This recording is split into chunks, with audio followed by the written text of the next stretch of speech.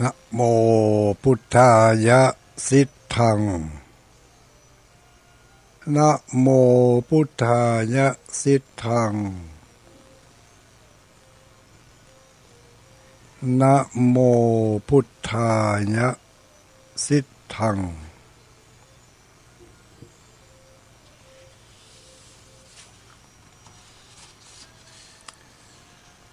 ยะถาอะหังตถาเอเตยะถาเอเตตถาอะหังยะถาอะหังตถาเอเตยะถาเอเตตถาอะหัง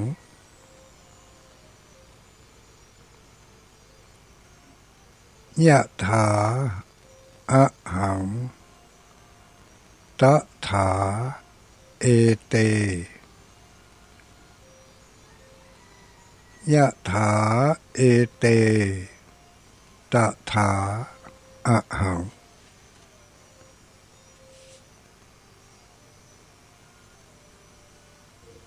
ขอความนอบน้อมแด่องค์สมเด็จพระสัมมาสัมพุทธเจ้า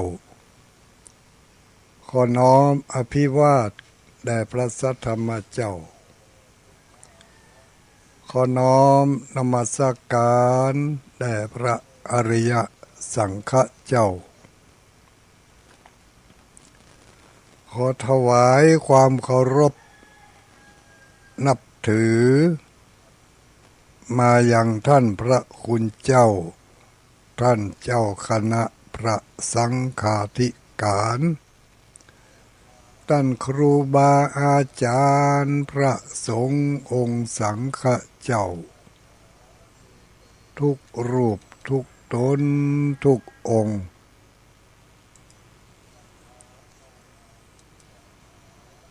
เจริญสุขเจริญพรอรุณสวัสดิ์มายังอุบาสกอุบาสิกาพุทธบริษัทนักศีลนักบุญผู้มีบุญทั้งหลายทุกผู้ทุกคน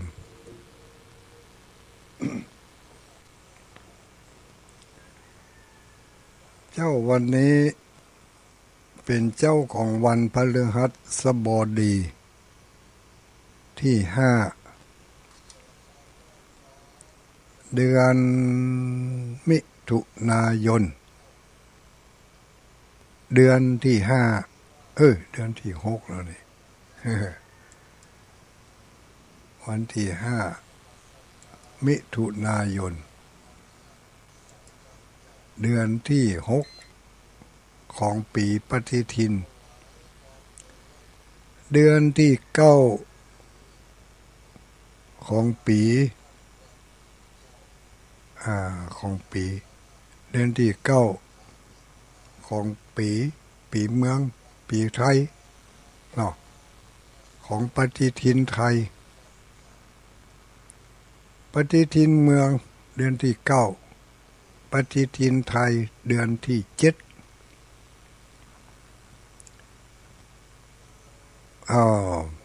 ปีใหม่ได้ผ่านพ้นไปเป็นวันจากวันก็เป็นเดือนจากเดือนก็เป็นปีจาก1 ปีก็เป็น2 ปี3 ปีตั้งแต่เปิ่นตั้งพศมานี่พศ1พศ1พศ2พศ3พศไหนก็ปีเนาะ1 ปีก็1พศเพิ่นเริ่มตั้งมาได้2,568 ปีแล้วเพิ่นนับเริ่มปีพศ1เมื่อใดนับพศ1หลังจากที่พระสัมมาสัมพุทธเจ้าของเรา ได้เสด็จดับขันธ์เข้าสู่ปรินิพพานพอ พอเปิ่นได้อ่าเปิ่นได้ดับขันธ์ปรินิพพานไปเปิ่นก็ตั้งพศว่าเปิ่นได้ปรินิพพานไป1 ปีแล้วเนอะเนี่ย1 ปีละเดี๋ยวนี้เปิ่นก็นับตั้งแต่หั่นมาจนถึงวันนี้พระพุทธเจ้าของเราได้เสด็จดับขันธ์ปรินิพพานไปแล้วล่วงเลยไป2,568 ปีอันนี้อาจจะเกินกว่านั้นหรืออาจจะย่อนกว่านั้นก็โดยประมาณเนาะที่ว่าเกินกว่านั้นคือบางยุคบางสมัยนี่เลขพศกาสถานการณ์เหตุการณ์อย่างต่างๆกามันเปลี่ยนไปหรือว่ามันเกิดความวุ่นวายสับสนขึ้นมาอาจจะมีเหตุการณ์อย่างต่างๆทำให้พศอย่างมันวันเดือนกำหนดการอย่างต่างๆมันอาจจะคลาดเคลื่อนไปก็ว่าได้อย่างในเมืองไทยนี่การนับพศนี่ก็มีการนับพศกันหลายหลายครั้งแล้วเปลี่ยนกันไปเปลี่ยนกันมาบางปีก็ไปนับเอาเดือนเมษาบางปีก็ไปนับเอาวันออกพรรษาเนี่ยเนาะบางปีก็ไปนับเอาเดือนเกียงก็มีเดือนเกียงก็เป็นเดือนหนึ่งที่นับ1 ค่ำ2 ค่ำมานี่เดือน8เดือน9เนาะอย่างเมื่อเดียวนี้เดือน9ออก10 ค่ำเดือน9ออก10 ค่ำละนับเดือน8เดือน9อย่างนี่เปิ่นนับตั้งแต่เดือนเกียงเดือนเกียงเดือน2เป็นเดือนยี่เดือน3ก็คือเดือน3ตั้งแต่หั่นมาถึงเวลานี้ได้9 เดือนเนี่ยแล้วก็การเปลี่ยนพศแถมในบางยุคบางสมัยก็เปลี่ยนพศเอาเดือนเมษา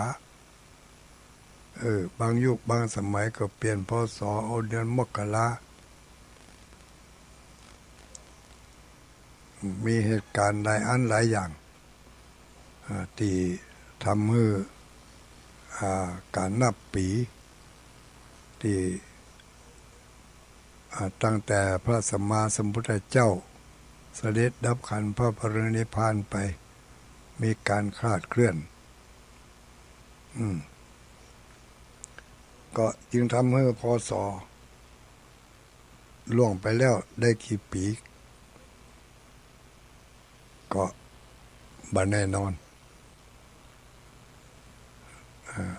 โดยรายละเอียดแล้วก็อาจจะบ่แน่นอนคลาดเคลื่อนไปเล็กๆน้อยๆแต่ที่มาถึงปัจจุบันนี้ก็ยังคงที่อยู่ที่ว่านับพศการปรินิพพานของพระสัมมาสัมพุทธเจ้าเอาไปเป็นแบบสากลเหมือนกันหมดทั่วโลกก็ยังมีการคลาดเคลื่อนอยู่นะพศ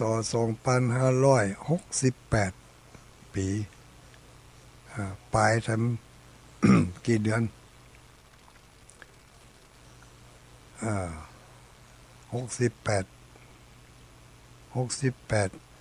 ย่างเข้ามาได้6 เดือนเนาะ ได้6 เดือนตามเลขพศได้6 เดือนตามเลขข้างขึ้นข้างแรมได้9 เดือนนี่แต่บางถึงจะเป็น8 เดือน9 เดือน6 เดือนของเมืองไทยเขาแต่เมืองพม่าก็คาดเคลื่อนไปแถมหน่อยเมืองลาวก็คาดเคลื่อนไปแถมหน่อยอันนั้นก็เป็นเรื่องของเรื่องมันจึงเป็นเรื่องอย่างนั้นตื่นเจ้ามาวันนี้ล้างหน้ากันหรือยังนอล้างหน้าโดยน้ำใสล้างใจโดยน้ำธรรมมารับอรุณ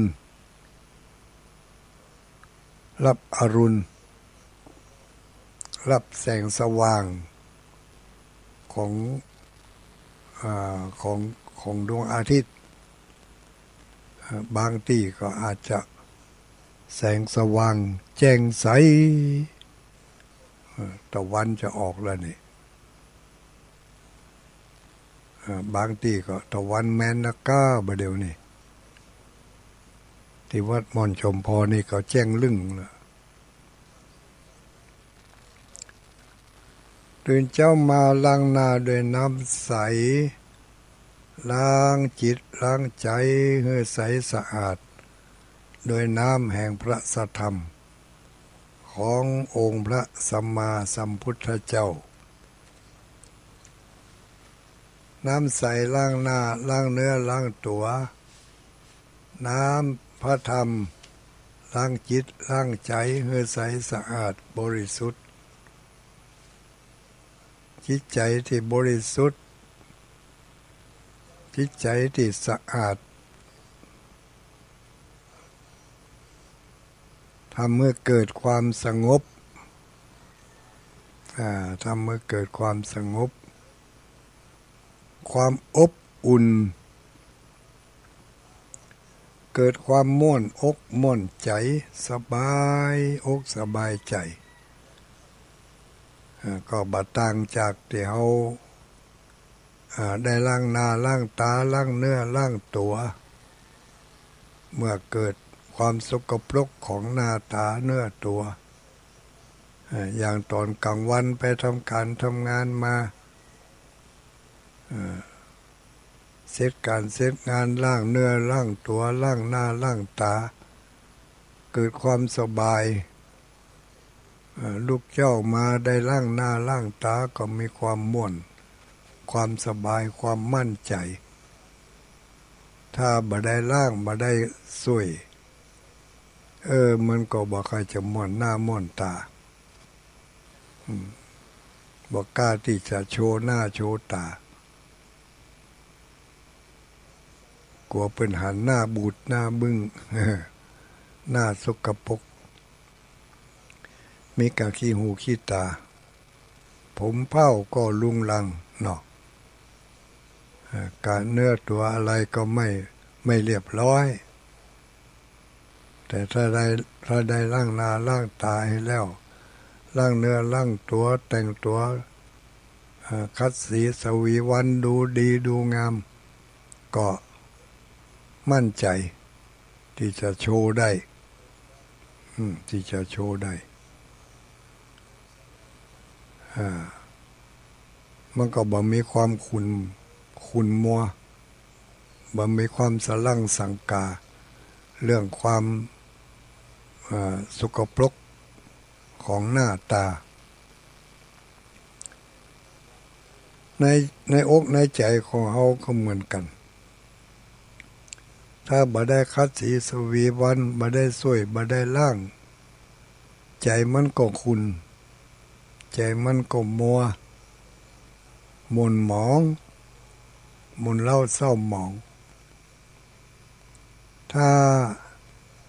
เอาพระธรรมคำสอนมาใส่ไว้ในใจน้อมรำลึกนึกถึง นึกถึงคุณงามความดีต่างๆที่ได้บำเพ็ญมาและที่จะได้ทำต่อไปก็เกิดความม่วนใจเกิดความอุ่นใจม่วนใจอุ่นใจนึกไว้อย่างกับที่เราได้ยินข่าวการประชาสัมพันธ์ของทางวิทยุคลื่นสีขาวของเรานี่วันนั้นจะมีงานที่นั่นวันนี้จะมีงานที่นี่หลายที่หลายแห่งที่จะรอเราอยู่ทางหน้ามีหลายงานบางคนก็มีความภาคภูมิใจม่วนใจที่จะได้ไปร่วมงานกับเพิ่นเก็บเนื้อเก็บตัวเก็บเสบียงอย่างต่างๆที่จะเดินทางไปร่วมงานการได้ยินได้ฟังข่าวคราวการบุญการกุศลต่างๆแล้วก็เตรียมใจที่จะไปร่วมงานในขณะที่เตรียมใจที่จะไปร่วมงานนั่นคือการล้างหน้าโดยน้ำแห่งพระสัทธรรมเหมือนกับการล้างหน้าช่วยล้างคือการเตรียมตัวเตรียมใจนั่นเองพระธรรมคำสอนเขาได้เอามาใส่ไว้ในใจแล้วก็พยายามที่จะกวีกวาดเสาะหาช่องทางที่จะไปร่วมกิจกรรมกับเปิ้นถึงแม้ว่าทั้งว่าจะบ่ได้ไปด้วยเหตุการณ์ใดก็ตามแต่ก็จิตใจนั้นมันมุ่งไปแล้วเคยไปร่วมงานที่หั่นที่นี่มีความม่วนอกม่วนใจแต่งานที่จะเกิดขึ้นตั้งหน้านี่ถ้าได้ไปมันก็จะม่วนอกม่วนใจแต่ทั้งว่าจะบ่ได้ไปก็ยังมีความม่วนอกม่วนใจอยู่ส่วนหนึ่งที่ว่าแล้วว่าเพิ่นจะมีงานแต่โดยเหตุการณ์บางอย่างเพิ่นเรียกว่าโดยกรรมบางอย่างที่มาคัดมาขวางมาตัดรอนบั่นทอนบ่ให้เฮาได้ไปร่วมกิจกรรมบ่ได้ไปร่วมงานกับเพิ่นเป็นกรรมชนิดหนึ่งตั้งใจอยากจะไปเตรียมตัวพร้อมที่จะไปแต่บ่ได้ไป บ่ได้ไปอันนั้นเป็นเรียกว่ามีกรรมชนิดหนึ่งมาคอยตัดรอนกีดกันเบื่อเฮาได้ไปกับเปิ้นสักกรรมแต่ใจนั้นมันไปแล้วตัวบ่ได้ไปแต่ใจไปแล้วใจพร้อมที่จะไปบางคนบางท่านตัวบ่ได้ไปแต่ก็ได้ฝากวัสดุอุปกรณ์ของสำคัญที่ตัวเองมีอยู่ฝากไปให้ไปหอมกับเปิ้น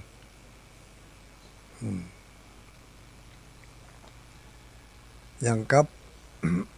งานที่จะมีตั้งหน้าที่เราได้ยินข่าวนี่ใกล้วันที่จะมาถึงนี่วันที่15ก็ดีวันที่19ก็ดีวันที่21ก็ดีนี่อันนี้ในงานของกลุ่มคลื่นสีขาวได้ร่วมกับหน่วยงานและองค์กรต่างๆที่เพิ่น ได้เป็นหัวหน้าในการจัดงานเขาก็จะได้ไปร่วมกับเพิ่นบางคนก็ฝากมาบางอย่างงานวันที่15งานวางศิลาฤกษ์ที่เพิ่นจะแปลงพระธาตุก็มีผู้ที่ฝากมา งานวันหล่อเทียนพรรษาวันที่21ก็มีแม่วิเพิ่นได้ฝากมาเพราะว่าขึ้นแล้วว่าตัวเองบ่ได้ไปขอฝากไปจิมเด้อเนี่ยคือความพร้อมของใจมันพร้อมได้ยินข่าวแล้วก็ม่วนอกม่วนใจอยากจะไปแต่สังขารมันบ่เอื้ออำนวยบางทีก็สังขารเอื้ออำนวยเหตุการณ์สภาพแวดล้อมบ่เอื้ออำนวยทั้งหมดก็บ่ได้ไปก็ตัวบ่ได้ไปใจไปมโนปุพังมโนบุพังเข้ามาธรรมามโนเศรษฐามโนมายาอันยังเป็นมโนมแนนี่คนเฮามีใจเป็นใหญ่มีใจเป็นหัวหน้าการงานทุกชนิดสำเร็จแล้วด้วยใจถ้าใจมันสั่งอย่างใดมันก็ไปอย่างนั้นใจสั่งให้กึดดีมันก็จะมันจะมีความโน้มน้าวไปในทางที่ดีใจกึดบ่ดีมันก็จะโน้มน้าวเหนี่ยวทวงไปในทางที่บ่ดี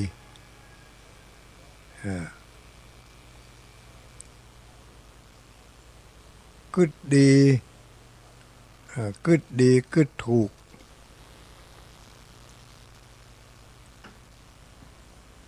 ก็เหมือนกับการล้างหน้าล้างตาล้างเอาสิ่งบ่ดีออกกำกึดดีก็ล้างเอาสิ่งที่บ่ดีออกจากใจเฮาได้สะสมความบ่ดีมานักเฮาได้อบรมใจของเฮาให้มีความดีมาก็มากหลายมันเปาะกันอยู่ในใจจิตใจความจือจำอย่างต่างๆก็เหมือนกับถังขยะถึงของดีถึงของบ่ดีเอาจงเข้าไปในถังหันหมดแต่ถังขยะส่วนใหญ่แล้วมันจะเป็นของที่บ่ดีใจ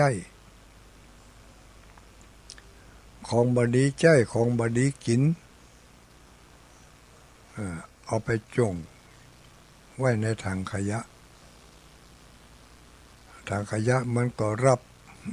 หมดไปเอาอย่างไปจงไว้ได้ให้มันรับหมดไอ้น่ะความจำอย่างต่างๆของเฮาก็เหมือนกัน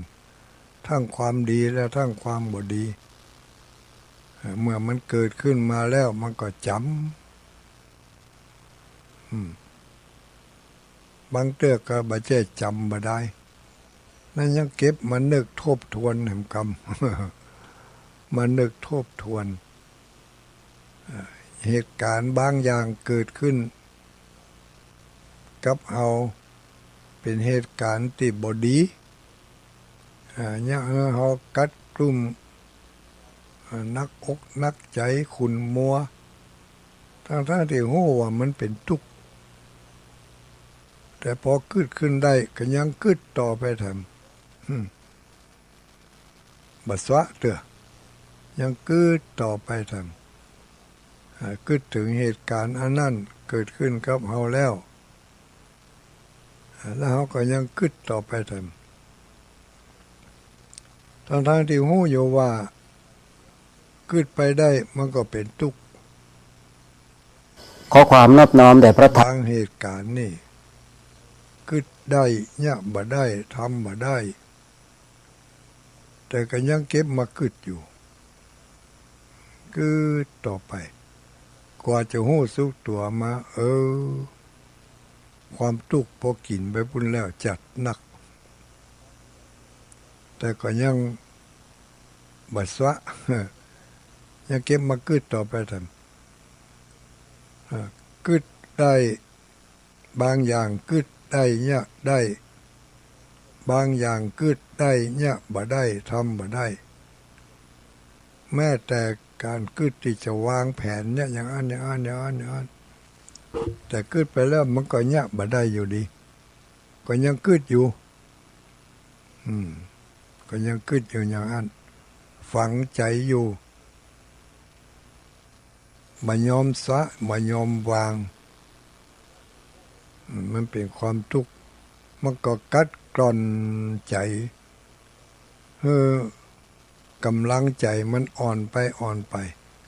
ถ้ามายอมปล่อยกำกึดที่มันบ่ดีมันก็จะฝังอยู่หั่นอย่าให้เกิดความท้อแท้อ่อนแอของจิตใจดังนั้นพระสัมมาสัมพุทธเจ้าเพิ่นจึง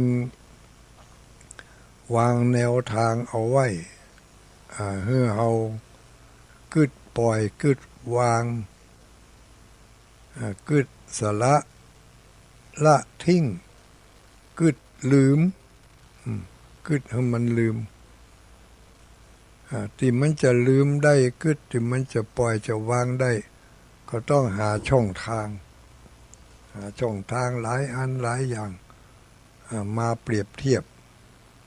เนี่ยจะได้ใจของเขามันจะปล่อยจากอุปทานตัวนั้นลงไปได้อุปทานคือการยึดมั่นการยึดถือในสิ่งที่มันในเรื่องที่มันบ่ดีทั้งหลายที่มันเนี่ยให้เกิดความทุกข์อกทุกข์ใจก็โดยวิธีการต่างๆหนึ่งในนั้นก็คือหางานหาเรื่องหาเหตุการณ์ให้ใจมันกึดไปในทางอื่นกึดหาข้อเปรียบเทียบกึดหาสิ่งที่จะมาหักล้างให้มันปล่อยมันวางจากความกำกึดที่มันนำความทุกข์มาให้ปล่อยไปวางไปแต่เล็กแต่น้อยหาข้อเปรียบเทียบมาสิ่งใดที่มันเสียไปแล้วมันลุไปแล้วมันหายไปแล้วจะโดยเหตุการณ์ที่เขาเต็มใจให้มันเสียหรือโดยเหตุการณ์ที่เขาบักคาดคิดว่ามันจะต้องสูญเสียแต่มันก็สูญเสียไปหายไปหรือว่าจากเขาไปหรือว่าเขาจะต้องจากมันไปเหล่านี้ถ้าเป็นสิ่งที่เขาฮักเขาเปืองใจปัดพลากจากไปเขาก็เป็นทุกข์บัดสบายใจบ่ม่วนใจกัดกลุ่มอันนี้ต้องหาวิธีปลอบจิตปลอบใจตัวเก่าหาข้ออันอย่างมาเปรียบเทียบหายกตัวอย่างอันใดอันหนึ่งอย่าให้ใจมันเบามันจะได้ปล่อยได้วางละทิ้งเหตุการณ์ที่มันสูญเสียไปเนาะแล้วก็กึดขึ้นมาได้หาช่องทางให้มันกึดว่ามันจากเขาไปบัดเดี๋ยวนี้ถึงมันบัดจากไปแต่มันก็ต้องมีวันจากบ่วันใดก็วันหนึ่งความเสียดาย มันก็ย่อมจะเป็นความเสียดายเป็นธรรมดาเมื่อการสูญเสียสิ่งของอันเป็นที่ฮักสิ่งของอันเป็นที่ชอบใจเมื่อเสียไปแล้วอย่างนี้เขาก็เกิดความเสียดายก็เอาอย่างมาได้เพราะมันเสียไปแล้วถึงมันบัดเสียไปอยู่ไปเมินไปเขาก็ต้องละจากมันอยู่ดี เพราะว่ามันต่างคนต่างอยู่เนาะต่างคนต่างเกิดมันไม่ใช่อันเดียวกันเพียงแต่ว่าเขาไปผูกพันกับมันก็เลยเกิดความผูกพันไปคิดเอาว่ามันก็คือเฮาก็คือมันสมบัติพัสถานอย่างต่างๆสิ่งของสิ่งของใจของกินของใจเมื่อมันสูญเสียไปจะเกิดความเสียอกเสียใจเกิดความบ่ม่วนใจต่างๆเหล่านั้นคือความทุกข์มาจากสาเหตุอันใดอันหนึ่งที่นำให้เกิดความทุกข์อกทุกข์ใจก็ต้องรู้ความจริงของสภาวะ ว่าความสุขหรือว่าความพอใจมันเกิดขึ้นมาได้สักวันหนึ่งมันก็ต้องเสียไปได้หายไปได้ หมดไปได้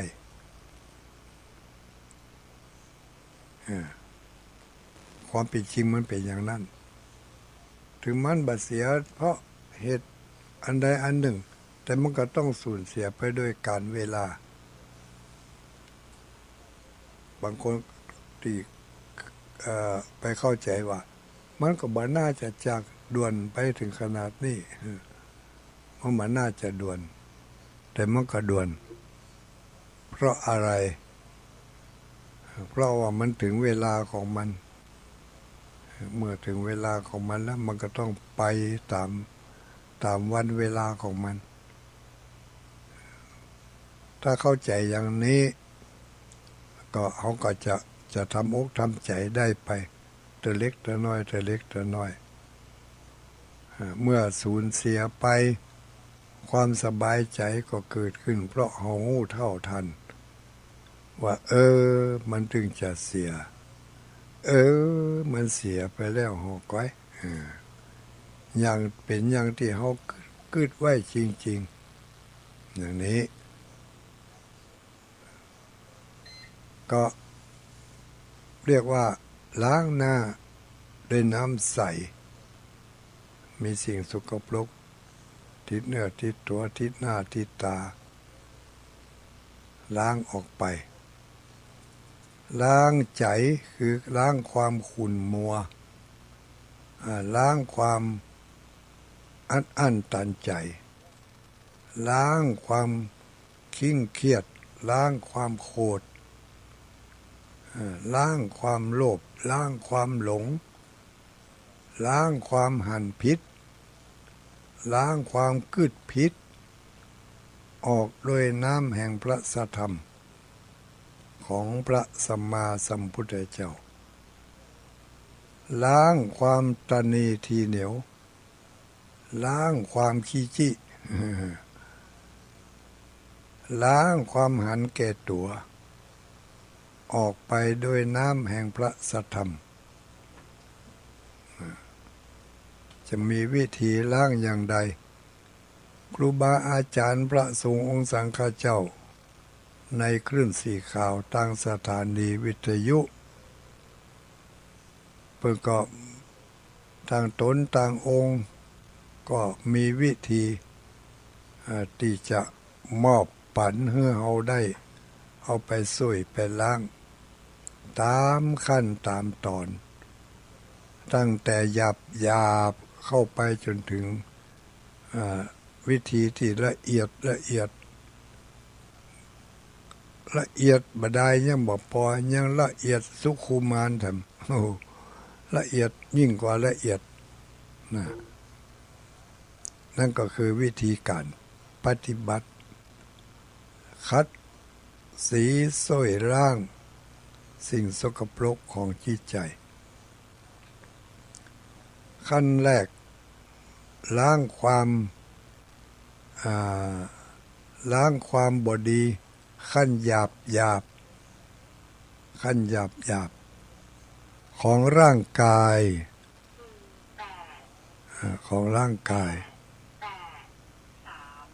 เอาขอสุมาเนอะฮัลโหลกำลังออกอากาศอยู่เนอะ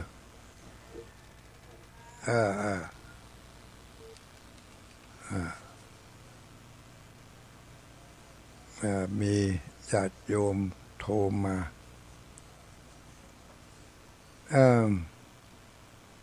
วิธีช่วยล้างคัดเกลาที่จะให้ออกไปจากจิตจากใจของเราก็มีอยู่หลายช่องทางเนาะ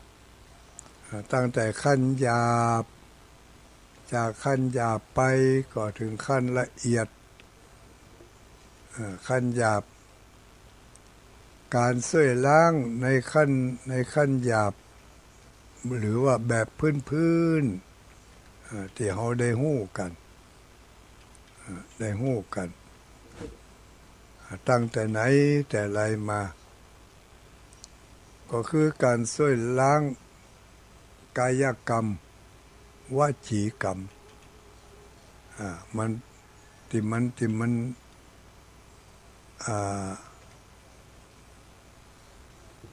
นสกปรกนะมันสกปรกกายกรรมวจีกรรมมันสกปรกเพิ่งก็มีวิธีช่วยล้างด้วยการด้วยเอาศีลเนาะเอาศีลใจล้างความสกปรกของกายและวาจาด้วยพลังแห่งศีลด้วยน้ำแห่งศีลศีลก็คือการรักษาพอคอยดูแลกายกรรมและวจีกรรมคอยควบคุมให้กายกรรมวจีกรรมเมื่อมันผิดจากทำนองครองธรรมหรือว่าเมื่อมันผิดปกติที่เขาเคยได้ยินกันเมื่อมันผิดปกติจากมาตรฐาน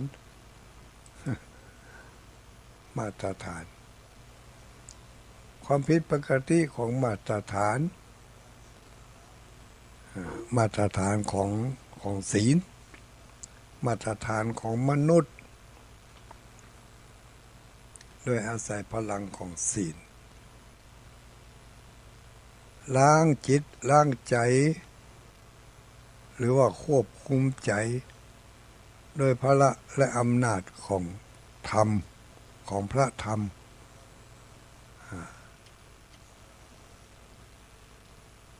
ศีลควบคุมความประพฤติ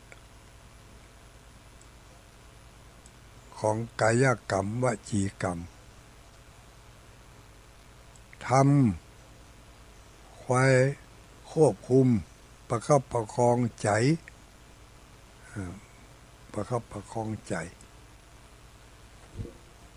ควบคุมใจรวมแล้วศีลธรรมก็คือการควบคุมกายใจควบคุมกายใจช่วยล้างกายใจให้สะอาด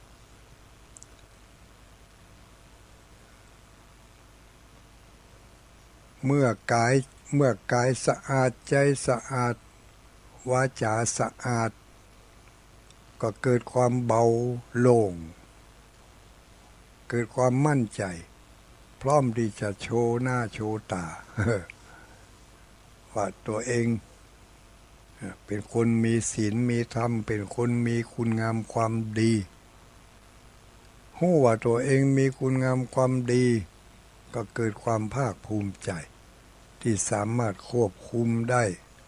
ควบคุมพฤติกรรมต่าง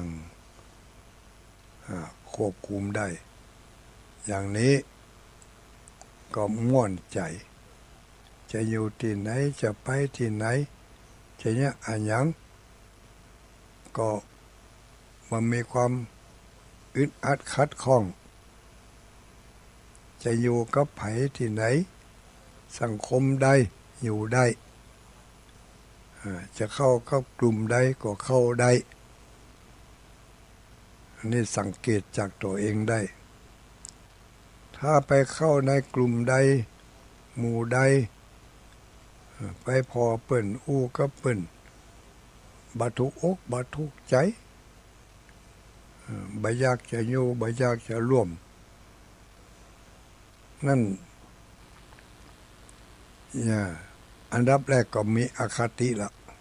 เนาะมีอคติไปรังเกียจจังอันยังต่างๆในพฤติกรรมของเขาจังเอาไอ้นะไปกึ่งแล้วลูกมันไปกึ่งหนึ่งแล้วแต่ก็ต้องควบคุมถึงจะมีความจำเป็นที่จะต้องอยู่ด้วยกันกินด้วยกันเดินทางร่วมกันทำงานร่วมกันอย่างใดก็จะต้องอยู่ด้วยกันให้ได้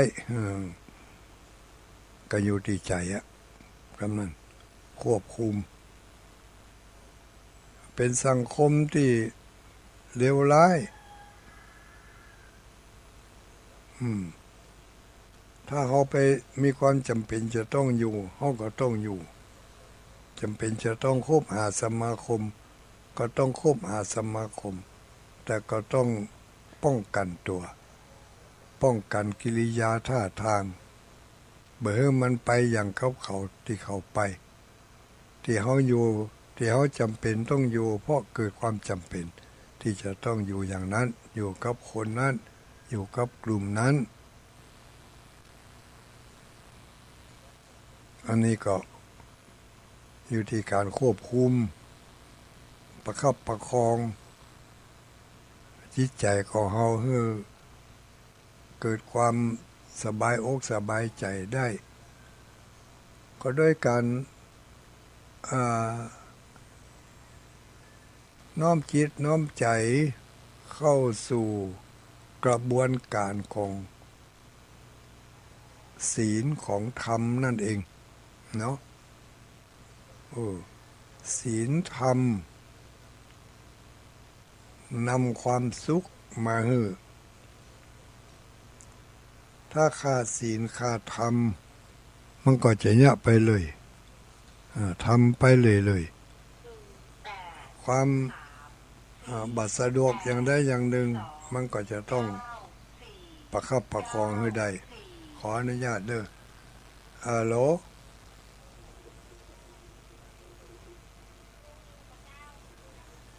กำลังออกอากาศทางสถานีวิทยุอยู่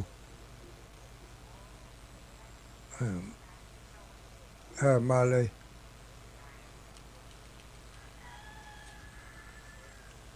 ยังเวลาอีกหลายนาทีละ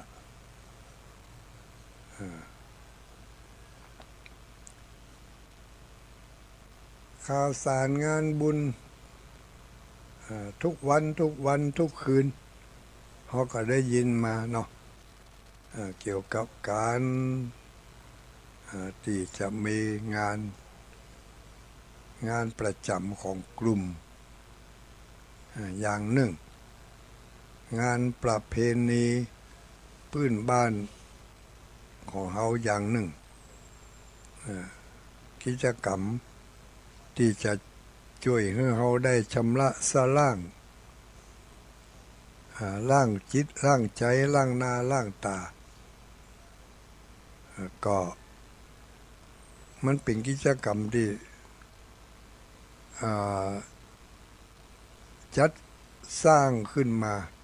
ทำขึ้นมาเพื่อให้เกิด โอกาสได้รวมตัวกัน สร้างคุณงามความดี อาศัยจารีตประเพณีเป็นจุดศูนย์กลางของการรวมตัวกันจารีตประเพณีในการทำบุญในโอกาสต่างๆในโอกาสนี้ก็เป็นโอกาสที่ใกล้จะเข้าพรรษากิจกรรมการทำบุญต่างๆก็เริ่มทยอยเกิดมีขึ้นอย่างกิจกรรมของกลุ่มเคลื่อนสีขาวของเขานี่วันที่21เป็นกิจกรรมที่หล่อเทียนพรรษาเพื่อมีโอกาสได้รวมตัวกันอย่างน้อยๆก็ปีหนึ่งก็2-3 เตื้อปีละ3 ครั้งอย่างน้อยแต่แล้วก็บางอย่างก็ได้ลดหย่อนผ่อนไปบางอย่างก็ยังคงอยู่อันนี้ก็เป็นไปตามเหตุตามการเป็นไปตามเหตุการณ์เนาะถ้ามันมีจะเกิดความยุ่งยากล่ำไปก็หยุดถ้ามันพอที่จะทำกันได้ก็ทำต่อไปวันที่21เนอะวันที่21เวลา9 โมงคณะศรัทธาและท่านผู้มีเกียรติทั้งหลายไปพร้อมกันในพิธีอันนี้ตามกำหนดการนะตามกำหนดการที่จะจัดขึ้นมาผมหน่วย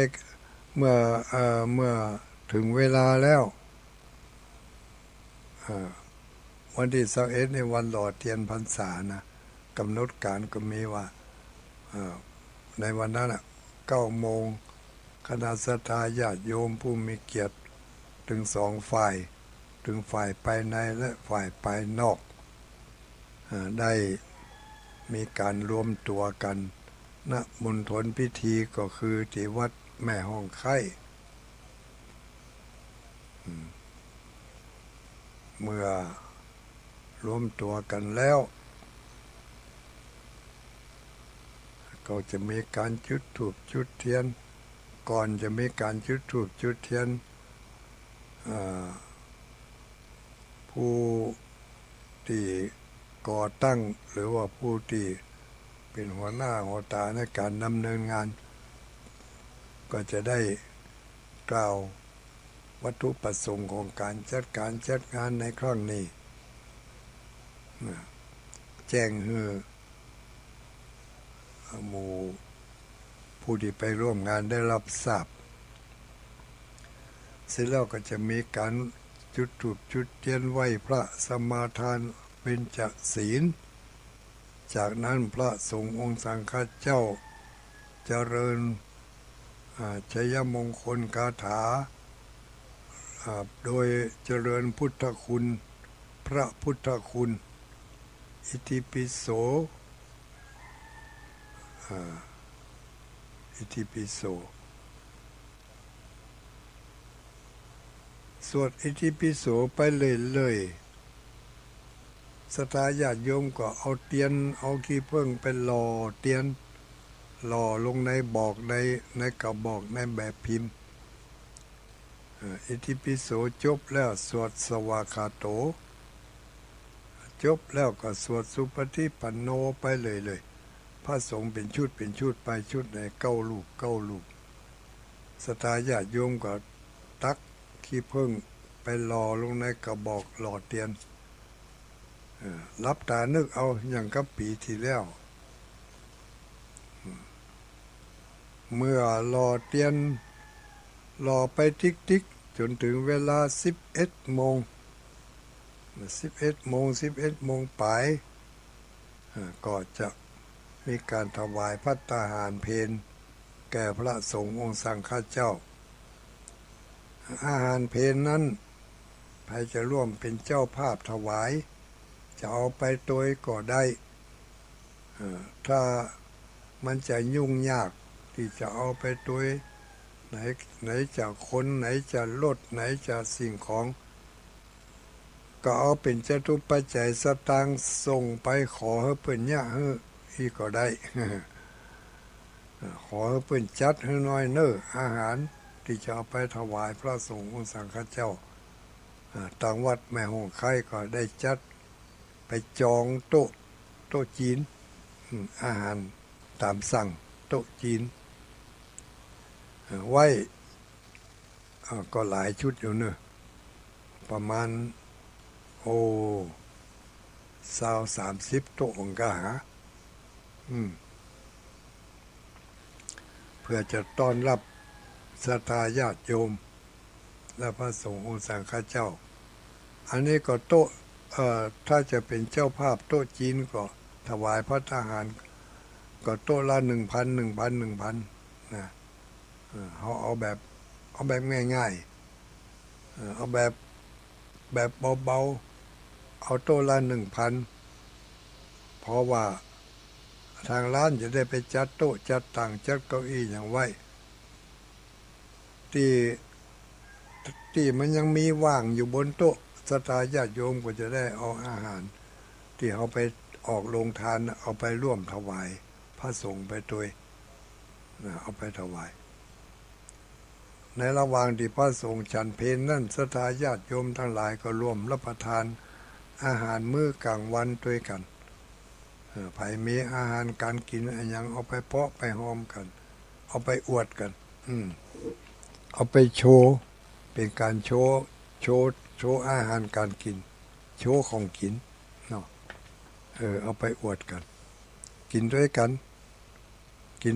ทำงานด้วยกันก็ม่วนใจด้วยกันได้บุญด้วยกันชื่นอกชื่นใจด้วยกันเนี่ยเมื่อถวายพระทหารเพลเสร็จเรียบร้อยแล้วขั้นตอนต่อไปทุกคนกินข้าวกินน้ำอิ่มหนำสำราญแล้วก็จะได้นิมนต์พระสงฆ์องค์สังฆเจ้าและคณะศรัทธาร่วมกันสวดธรรมจักรกับปวัตตนสูตรทำไมต้องสวดธรรมจักรกับปวัตตนสูตรเพราะเตียนที่เขาจะเอาไปบูชาเขาไปถวายนี่ก็ถวายเนื่องในโอกาสวันเข้าพรรษาที่เรียกว่าวันเข้าพรรษานะ วันอาสาฬหบูชาเนาะเป็นวันที่พระสัมมาสัมพุทธเจ้าได้แสดงธรรมจักรกับปวัตตนสูตรในวันเข้าพรรษานะแล้วเป็นวันเกิดของพระสงฆ์คือในวันเข้าพรรษาเพราะฉะนั้นการสวดธรรมจักรกับปวัตตนสูตรก็คือเป็นการน้อมรำลึกนึกถึงวันที่พระสัมมาสัมพุทธเจ้าเปิ่นได้แสดงพระธรรมเทศนากันแรกก็คือกันธรรมจักรกับปวัตตนสูตรนั่นเองเพราะฉะนั้นเขาจะได้สวดบทธรรมจักรกับปวัตตนสูตรจะยังสั้นยังยาวอันนั้นก็แล้วแต่เวลาญาติโยมก็ผู้ที่บ่ได้สวดก็เปิ้นก็เกียมเสาะหาสำรับตำรามาอ่านมาทบมาทวนไว้วันนั้นถ้าบ่มีเหลือแห้งก็ในหนังสือต่างๆบ่เดี๋ยวนี้มันจะมีนะหนังสือสวดมนต์ไหว้พระสวดมนต์นี่จะมีบทสวดธรรมจักรถ้าบ่มีก็ไปเอาที่วัดจะจัดเตรียมเป็นเอกสารเป็นแผ่นกระดาษเอาไว้ฮื้อกันเนาะเวลาบ่ายโมงเขาได้นิมนต์พระสงฆ์15 รูปมาเป็นปฏิฆาหกรับเตียนพรรษาเขาถวายเตียนพรรษาที่หั่นชุดหนึ่งไม่ใช่เตียนชุดที่รอนั่นนะชุดต่างหากอันนี้ก็ไผจะเป็นเจ้าภาพเตียนพรรษาก็เล่มละ500 บาทหลอดไฟเอาไปถวายพร้อมกับเตียนพรรษาหลอดไฟนี่เป็นเตียนสมัยใหม่ก็แต่ 30 ชุดชุดละ500 บาทเหมือนกันหรือว่าจะถวายเป็นยอดถวายพระสงฆ์ก็รูปละ 1,500 บาทวัดละ 1,500 บาทพอนิมนต์มาเป็นปฏิฆหกรับเรียนพรรษาในวันนั้นรวบรัดตัดใจความก็ขอเชิญชวนทุกคนทุกท่านเข้าร่วมกิจกรรมในครั้งนี้โดยพร้อมเพรียงกันแต่วันนี้วันที่5พี่น้องเวียงปับเป้าพี่น้องดอยสะเก็ดและสารทับใกล้ขอเชิญไปร่วมพิธีบวชป่า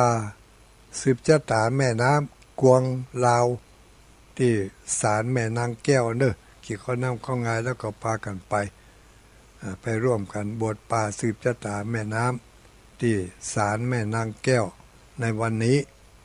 กี่เข้างายแล้วเนอะใช้เวลามาเมินนานนักแกหันท่าว่าจะหมดเวลาเดี๋ยวสถานนี้จะตัดรายการเข้าสู่ข่าวก็ขอเชิญชวนญาติโยมทั้งหลายได้ร่วมทำบุญในครั้งนี้โดยพร้อมเพรียงกันขอกุศลผลบุญได้ปกป้องคุ้มครองรักษา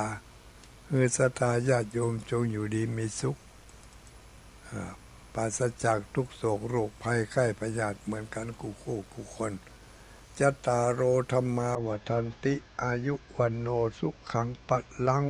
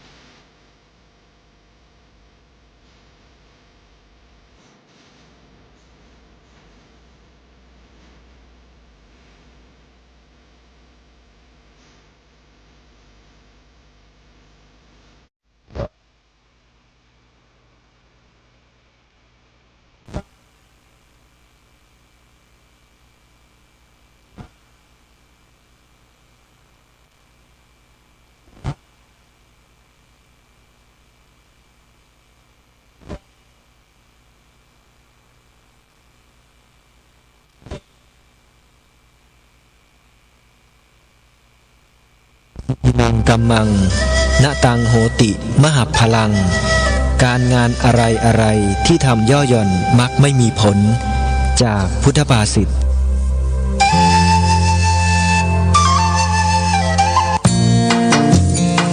ที่นี่สถานีวิทยุพระพุทธศาสนาแห่งชาติจังหวัดเลยคลื่นวัดป่าจริยธรรม FM 96.50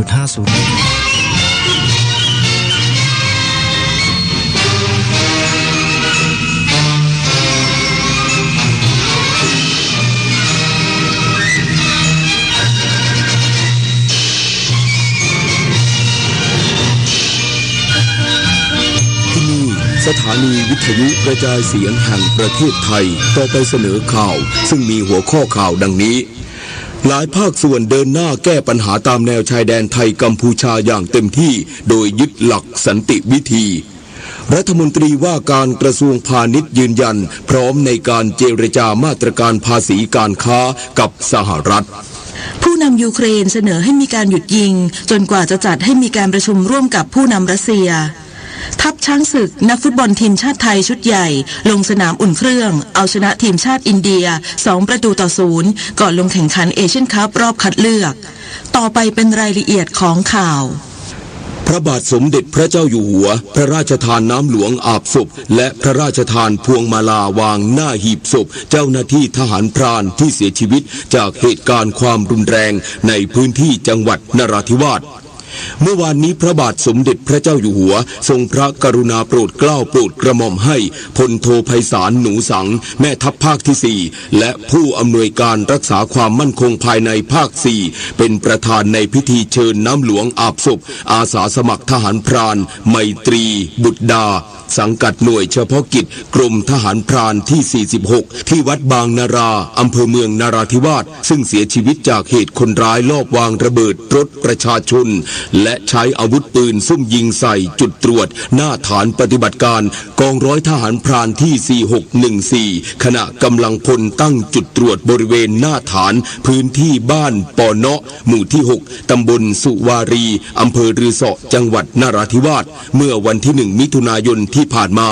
ในการนี้ทรงพระกรุณาโปรดเกล้าโปรดกระหม่อมให้ว่าที่ร้อยตรีตระกูลโทธรรมผู้ว่าราชการจังหวัดนราธิวาสเชิญพวงมาลาหลวงพระราชทานและประทานของพระบาทสมเด็จพระเจ้าอยู่หัวและพระบรมวงศานุวงศ์จำนวน12พวงวางหน้าหีบศพนับเป็นพระมหากรุณาธิคุณอย่างหาที่สุดมิได้แก่ครอบครัวของอาสาสมัครทหารพรานไมตรี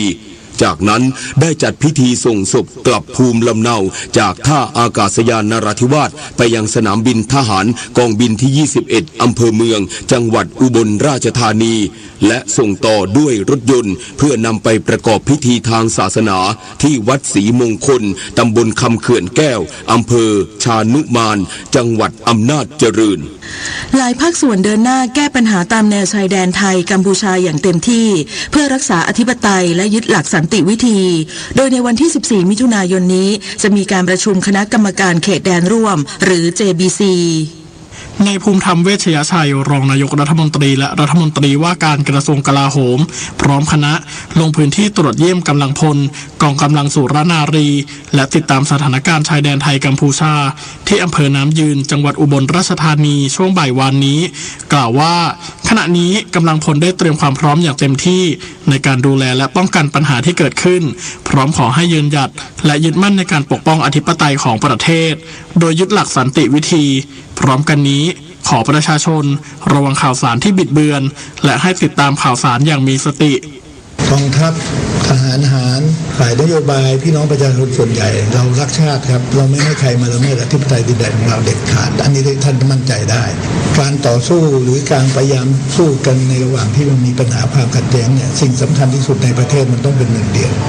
ขณะที่นางสาวแพทองธารชินวัตรนายกรัฐมนตรีกล่าวด้วยว่าได้มีการหารือถึงสถานการณ์ชายแดนไทยกัมพูชาในที่ประชุมคณะรัฐมนตรีวันนี้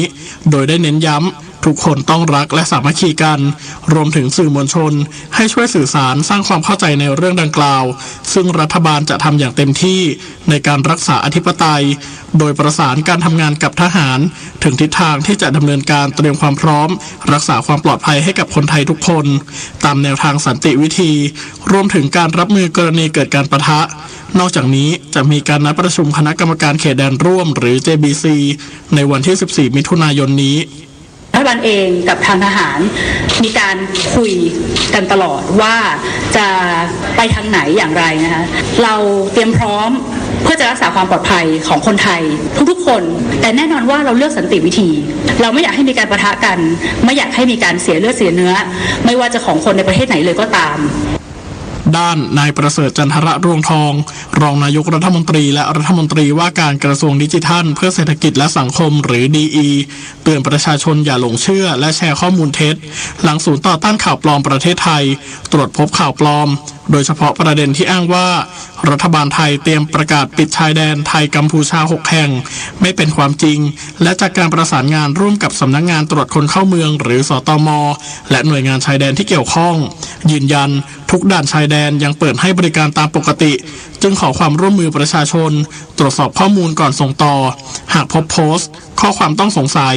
สามารถแจ้งลิงก์หรือภาพหลักฐานเพื่อตรวจสอบจะได้ไม่ตกเป็นเหยื่อของข่าวปลอมและการเผยแพร่ข้อมูลเท็จอาจเข้าข่ายผิดพระราชบัญญัติคอมพิวเตอร์มีโทษจำคุกไม่เกิน5 ปีปรับไม่เกิน 100,000 บาทหรือทั้งจำทั้งปรับศัพทวีศรีวิบูลย์รายงานรัฐมนตรีว่าการกระทรวงพาณิชย์ยืนยันกับผู้แทนการค้าสหรัฐถึงความพร้อมในการเจรจามาตรการภาษีการค้าระหว่างที่ทั้งสองเข้าร่วมการประชุมประจำปีของรัฐมนตรีประเทศสมาชิกองค์การเพื่อความร่วมมือทางเศรษฐกิจและการพัฒนาที่กรุงปารีสสาธารณรัฐฝรั่งเศสนายพิชัยนฤทธพันธ์รัฐมนตรีว่าการกระทรวงพาณิชย์กล่าวถึงการเข้าร่วมประชุมประจำปีของรัฐมนตรีต่างประเทศสมาชิกองค์การเพื่อความร่วมมือทางเศรษฐกิจและการพัฒนาหรือ OECD เมื่อวันที่ 3 ถึง 4 มิถุนายนที่กรุงปารีสสาธารณรัฐฝรั่งเศสว่า ถือเป็นการเปิดตัวของไทยในด้านการค้าบนเวทีดังกล่าวซึ่งปีนี้มีหัวข้อการหารือที่เน้นเรื่องการสร้างความมั่งคั่งที่ยั่งยืนด้วยการค้าและการลงทุนรวมถึงยังได้มีโอกาสเข้าหารือกับนายเจมิสันกรีเออร์ผู้แทนการค้าสหรัฐในเวทีการประชุมครั้งนี้ด้วยจึงได้ยืนยันถึงความพร้อมของไทยในการเจรจามาตรการภาษีการค้ากับสหรัฐสำหรับข้อเสนอของไทยเป็นข้อเสนอเชิงนโยบายที่มุ่งส่งเสริมความเป็นหุ้นส่วนทางเศรษฐกิจระหว่างไทยกับสหรัฐภายใต้กรอบความร่วมมือที่สร้างผลประโยชน์ร่วมกันพร้อมย้ำถึงบทบาทของไทยในฐานะหุ้นส่วนทางยุทธศาสตร์ทางเศรษฐกิจและการค้ากับสหรัฐในภูมิภาคเอเชียโดยข้อเสนอของไทยได้รับเสียงตอบรับที่ดีจากฝ่ายสหรัฐโดยเฉพาะจากนายสกอตต์เบสเซนรัฐมนตรีว่าการกระทรวงการคลังสหรัฐซึ่งสะท้อนถึงความเชื่อมั่นในท่าทีและความจริงใจของไทยในการขับเคลื่อนความร่วมมือทางเศรษฐกิจระดับทวิภาคีอย่างเป็นรูปธรรมขณะที่นายเจมิสันกรีเออร์ผู้แทนการค้าสหรัฐกล่าวขอบคุณนายพิชัยที่จัดส่งข้อเสนอเชิงนโยบายที่มุ่งส่งเสริมความเป็นหุ้นส่วนทางเศรษฐกิจระหว่างไทยกับสหรัฐให้โดยตลอดพร้อมมั่นใจทั้งสองฝ่ายน่าจะได้นัดหมายเพื่อเจรจากันในเร็ววันนี้รัฐบาลพร้อมเดินหน้าโครงการ Entertainment Complex ซึ่งจะเป็นเครื่องมือสำคัญในการขับเคลื่อนเศรษฐกิจใหม่ดึงดูดการลงทุนและการท่องเที่ยวนายจุลพันธ์ อมรวิวัฒน์รัฐมนตรีช่วยว่าการกระทรวงการคลังกล่าวถึงภาพรวมโครงการ Thailand Entertainment Complex มหานครแห่งประสบการณ์ระดับโลกเพื่อคนไทยทุกคนย้ำว่าโครงการนี้จะเป็นเครื่องมือที่สำคัญที่จะใช้รับมือกับการเปลี่ยนแปลงทางเศรษฐกิจในระดับโลกซึ่งมีการแข่งขันกันสูงมากขึ้นโดยแนวคิดของ Thailand Entertainment Complex รัฐบาลจะใช้เป็นโมเดลสำคัญในการเพิ่มรายได้จากการท่องเที่ยวในการดึงดูดนักท่องเที่ยวใหม่ๆตลอดจนสร้างอุตสาหกรรมใหม่ๆขับเคลื่อนเศรษฐกิจไทยให้เติบโตอยู่ในระดับที่มีความเหมาะสมโดยขณะนี้รัฐบาลได้ทำการยกร่างกฎหมายสถานบันเทิงครบวงจรหรือ Entertainment Complex ซึ่งเสนอให้สภาผู้แทนราษฎรพิจารณาแล้วคาดว่าจะเริ่มพิจารณาได้ในช่วงเปิดสมัยประชุมสภาช่วงเดือนกรกฎาคมนี้ตอนนี้กฎหมายเป็นอำนาจของสภาผู้แทนราษฎรไปจ่ออยู่ในเรื่องแรกของสมัยประชุมที่จะเปิดมาในช่วงกรกฎาคมนะครับระยะเวลาในทำกฎหมายโดยทั่วๆไปใช้เวลาเป็นปีกว่ากฎหมายจะจบโดยเฉพาะกฎหมายที่มีความซับซ้อนเช่นพรบ Entertainment Complex ด้านนายศึกษิษฐ์ศรีจอมขวัญรองเลขาธิการนายกรัฐมนตรีกล่าวด้วยว่า Entertainment Complex จะเป็น Man-made Destination ที่จะรวมไว้ตั้งแต่สวนสนุกสวนน้ำพิพิธภัณฑ์สเตเดียมอเนกประสงค์ในร่มพื้นที่สีเขียวเพื่อการพักผ่อนของประชาชนพื้นที่ส่งเสริมวัฒนธรรมไทยและสินค้าโอท็อปศูนย์ประชุมและพื้นที่จัดนิทรรศการขนาดใหญ่ร้านอาหารระดับมิชลินสตาร์ท่าจอดเรือยอชต์และท่าเรือสำราญและคาสิโนเพื่อเป็นเครื่องมือขับเคลื่อนเศรษฐกิจสร้างงานสร้างอาชีพสร้างรายได้ให้ประเทศตลอดปีทำให้ประเทศไทยไม่มีโลว์ซีซั่นอีกต่อไปทั้งนี้เป็นการลงทุนโดยเอกชนที่ไม่ต้องใช้เงินภาษีคาดว่าจะมีการลงทุนด้านเศรษฐกิจกว่า 100,000 ล้านบาทส่งผลให้ GDP เพิ่มขึ้น0.23%สร้างรายได้ด้านการท่องเที่ยวให้ประเทศไทยได้ถึง 119,000 ถึง 238,000 ล้านบาทต่อปีถามว่าทำไมควรจะต้องมี Entertainment Complex ทุกประเทศในเขตภูมิภาคเราเนี่ยมีเกือบหมดแล้วประเทศเราเนี่ยเริ่มช้ากว่าเขาเป็น10 ปีแต่ก็เป็นข้อดีเพราะเราได้เรียนรู้จากเขามาแล้วว่าแต่ละโมเดลเนี่ยมันมีประโยชน์หรือว่ามีโทษยังไงบ้างสำหรับเรื่องคาสิโนนายศึกษิษฐ์ย้ำว่าไม่ใช่ทุกคนที่เข้าได้และคาสิโนจะอยู่ภายใต้การควบคุมอย่างเข้มงวดตามกฎหมายและมาตรฐานการดูแลระดับโลกรวมถึงมีการลงทะเบียนและติดตามผู้เล่นมีมาตรการดูแลเพื่อสังคมเช่นสนับสนุนทุนการศึกษาการทำ CSR เพื่อสังคมและการป้องกันและเยียวยาเอกวินกาจะนิกรายงานคณะรัฐมนตรีเห็นชอบแนวทางปฏิบัติเพื่อลดขั้นตอนและเพิ่มประสิทธิภาพการดำเนินงานปรับปรุงแผนที่แนวเขตที่ดินของรัฐแบบบูรณาการมาตราส่วน1/4,000หรือ One Map นายคารมพลพรกลางรองโฆษกประจำสำนักนายกรัฐมนตรีเปิดเผยว่าเมื่อวานนี้ที่ประชุมคณะรัฐมนตรีมีมติเห็นชอบแนวทางปฏิบัติเพื่อลดขั้นตอนและเพิ่มประสิทธิภาพการดำเนินงานปรับปรุงแผนที่แนวเขตที่ดินของรัฐแบบบูรณาการมาตราส่วน1:4,000หรือแผนที่วันแมปตามที่สำนักงานคณะกรรมการนโยบายที่ดินแห่งชาติหรือสคทช.เสนอโดยให้หน่วยงานภาครัฐยึดถือแนวทางเดียวเพื่อให้เกิดการบริหารจัดการทรัพยากรที่ดินอย่างมีเอกภาพและประสิทธิภาพภายใต้หลักการ1พื้นที่1หน่วยงานรับผิดชอบหรือวันแลนด์วันลอโดยแบ่งพื้นที่ดำเนินการออกเป็น7กลุ่มละ11จังหวัดโดยหน่วยงานที่ถือครองที่ดินของรัฐจะต้องปรับปรุงแก้ไขกฎหมายที่เกี่ยวข้องให้สอดคล้องกับผลการดำเนินการภายใน360วันและสามารถขอขยายเวลาได้ไม่เกิน180วันตามความจำเป็นวันนี้มูลนิธิแพทย์อาสาสมเด็จพระศรีนครินทราบรมราชชนนีหรือพอสวจะออกให้บริการประชาชนในพื้นที่จังหวัดเพชรบุรีที่หมู่4อบต.วังไคร้ตำบลวังไคร้อำเภอท่ายางจังหวัดพะเยาที่หมู่2บ้านห้วยเอี่ยนตำบลผาช้างน้อยอำเภอปงจังหวัดพังงาที่หมู่2บ้านบางทองตำบลบางทองอำเภอท้ายเหมืองจังหวัดอุบลราชธานีที่หมู่2โรงเรียนชุมชนบ้านวังสะแบงตำบลหนองแสงใหญ่อำเภอโขงเจียมจังหวัดสตูลที่หมู่3บ้านผังปาม4ตำบลปามพัฒนาอำเภอมะนังจึงขอเชิญชวนประชาชนในพื้นที่ดังกล่าวไปรับบริการโดยไม่เสียค่าใช้จ่ายใดๆต่อจากนี้ไปขอเชิญรับฟังเสียงจากใจไทยคู่ฟ้ารัฐบาลโชว์ผลงาน6เดือนแก้หนี้นอกระบบช่วยประชาชนแล้วกว่า 77,000 รายวงเงินรวมกว่า 2,400 ล้านบาทรัฐบาลเดินหน้านโยบายแก้หนี้นอกระบบผ่านความร่วมมือของกระทรวงการคลังธนาคารออมสินและธนาคารเพื่อการเกษตรโดยให้สินเชื่อดอกเบี้ยต่ำช่วยลูกหนี้หลุดพ้นจากเจ้าหนี้เถื่อนดอกเบี้ยแพงเกินจริงขณะเดียวกันรัฐบาลยังส่งเสริมสินเชื่อพิโกไฟแนนซ์ที่ถูกกฎหมายเพื่อให้รายย่อยสามารถเข้าถึงแหล่งเงินทุนในระบบได้ง่ายขึ้นโดยมีผู้ได้รับใบอนุญาตประกอบธุรกิจแล้วเกือบทุกจังหวัดทั่วประเทศรัฐบาลยืนยันเดินหน้าทุกมาตรการเพื่อเปิดโอกาสให้ประชาชนมีที่พึ่งพิงทางการเงินในระบบและใช้ชีวิตได้อย่างมั่นคงสื่อสารภารกิจรัฐบาลกับดิฉันสสิการวัฒนจันทร์รองโฆษกประจำสำนักนายกรัฐมนตรีด้วยพระมหากรุณาธิคุณของพระบาทสมเด็จพระเจ้าอยู่หัวที่ทรงให้ความสำคัญกับเยาวชนซึ่งจะเป็นพลังสำคัญในการพัฒนาแห่งอนาคตจากพระบรมราโชบายด้านการศึกษา4ประการที่ระบุไว้ว่าเด็กต้องมีทัศนคติที่ถูกต้องต่อบ้านเมืองมีพื้นฐานชีวิตมั่นคงเปี่ยมคุณธรรมมีอาชีพและเป็นพลเมืองดีของสังคมเพราะทุกก้าวของเยาวชนคือก้าวที่นำพาชาติสู่ความมั่นคง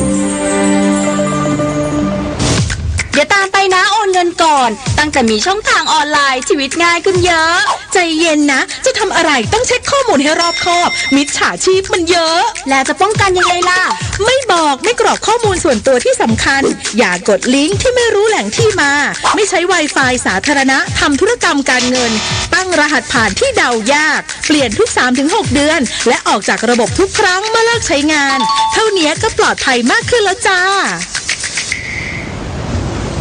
7:16 นาทีต่อไปรับฟังข่าวต่างประเทศประธานาธิบดีโวโลดิเมียร์เซเลนสกี้ผู้นำยูเครนเสนอให้มีการหยุดยิงระหว่างยูเครนกับรัสเซียจนกว่าจะจัดให้มีการประชุมร่วมกับประธานาธิบดีวลาดิเมียร์ปูตินผู้นำรัสเซียพร้อมเน้นย้ำว่าพันธมิตรของยูเครนจะสามารถสนับสนุนข้อเสนอดังกล่าวได้และผู้คนจะเข้าใจว่าประเทศต่างๆยุโรปยูเครนและทั้งโลกมีโอกาสที่จะยุติสงครามระหว่างรัสเซียกับยูเครนทั้งนี้ประธานาธิบดีปูตินยังคงเน้นย้ำจุดยืนของรัฐบาลรัสเซียที่ระบุว่าการหยุดยิงใดๆก็ตามจะถูกยูเครนใช้เป็นโอกาสจัดหาอาวุธยุทโธปกรณ์จากชาติตะวันตกเพิ่มเติมพร้อมตั้งคำถามเกี่ยวกับการเจรจาสันติภาพหลังยูเครนโจมตีสะพานรถไฟในแคว้นเบรียนส์และแคว้นเคิร์สทางตะวันตกของรัสเซียจนทำให้มีผู้เสียชีวิตอย่างน้อย7 รายและบาดเจ็บมากกว่า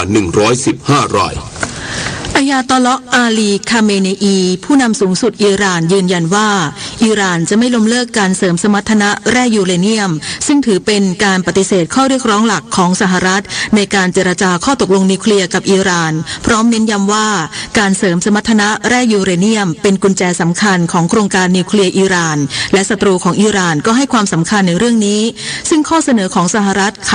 ขัดกับผลประโยชน์ของอิหร่านรวมทั้งขัดกับความเชื่อของอิหร่านในการพึ่งพาตนเองและหลักการที่ว่าอิหร่านทำได้ทั้งนี้สหรัฐและอิหร่านดำเนินการเจรจานิวเคลียร์กันมาแล้วถึง5 รอบแต่ทั้งสองยังมีความคิดเห็นไม่ตรงกันหลายเรื่องซึ่งรวมถึงประเด็นที่อิหร่านยืนกรานจะเดินหน้าเสริมสมรรถนะแร่ยูเรเนียมสำนักข่าวต่างประเทศรายงานโดยอ้างการเปิดเผยของนายมารอสเซฟโควิชกรรมาธิการด้านการค้าและความมั่นคงทางเศรษฐกิจของสหภาพยุโรปหรือ EU ภายหลังการหารือกับนายเจมิสันกรีเออร์ผู้แทนการค้าสหรัฐที่กรุงปารีสประเทศฝรั่งเศสเมื่อวันพุธที่ผ่านมาตามเวลาท้องถิ่นที่ระบุว่าการหารือกับผู้แทนการค้าสหรัฐเป็นไปอย่างสร้างสรรค์และได้ข้อสรุปว่ากำลังก้าวไปในทิศทางที่ถูกต้องทำให้ตอนนี้การหารือมีความชัดเจนมากขึ้นขณะที่นายกรีเออร์กล่าวว่า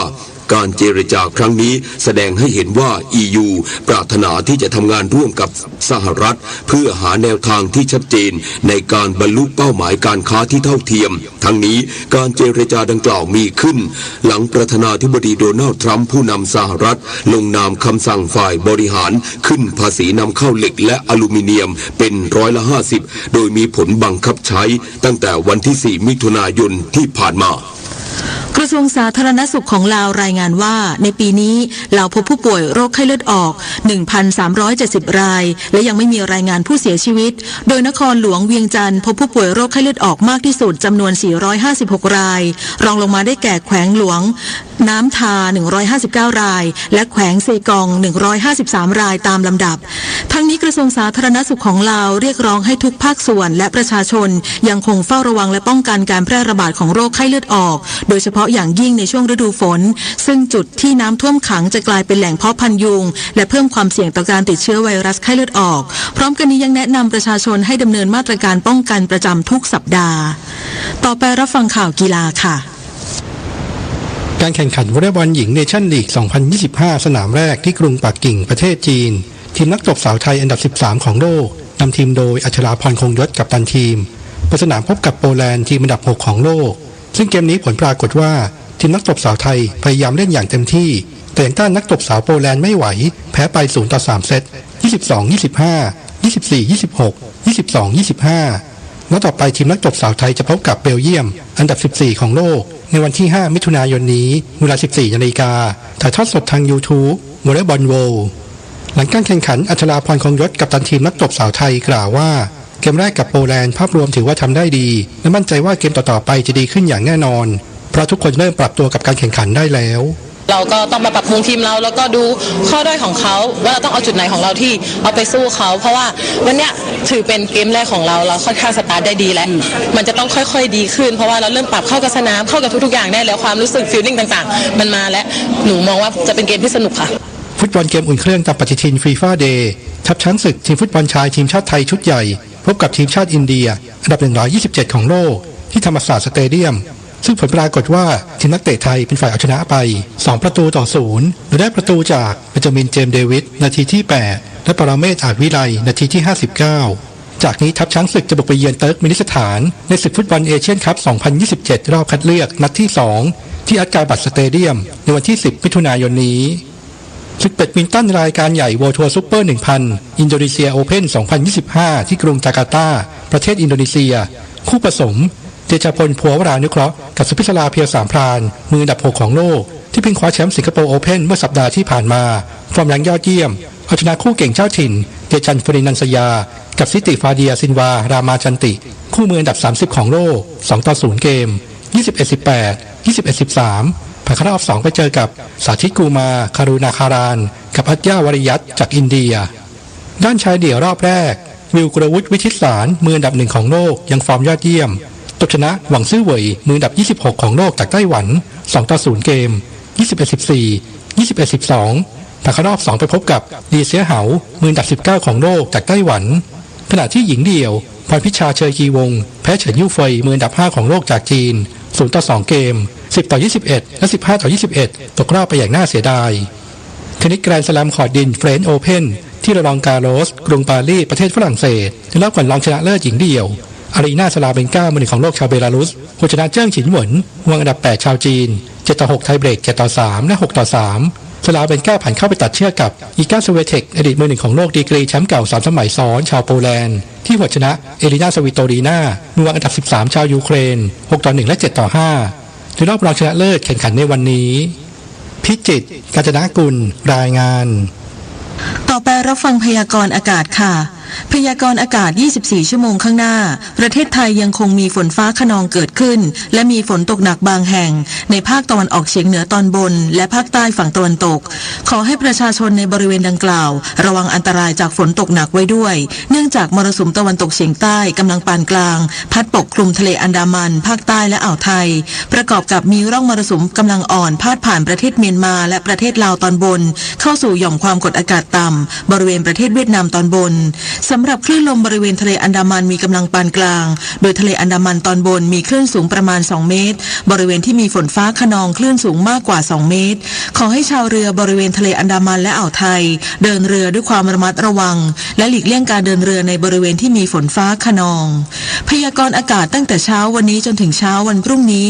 ภาคเหนือมีฝนฟ้าคะนอง140ของพื้นที่ส่วนมากบริเวณจังหวัดแม่ฮ่องสอนเชียงรายพะเยาน่านอุตรดิตถ์และตากอุณหภูมิสูงสุด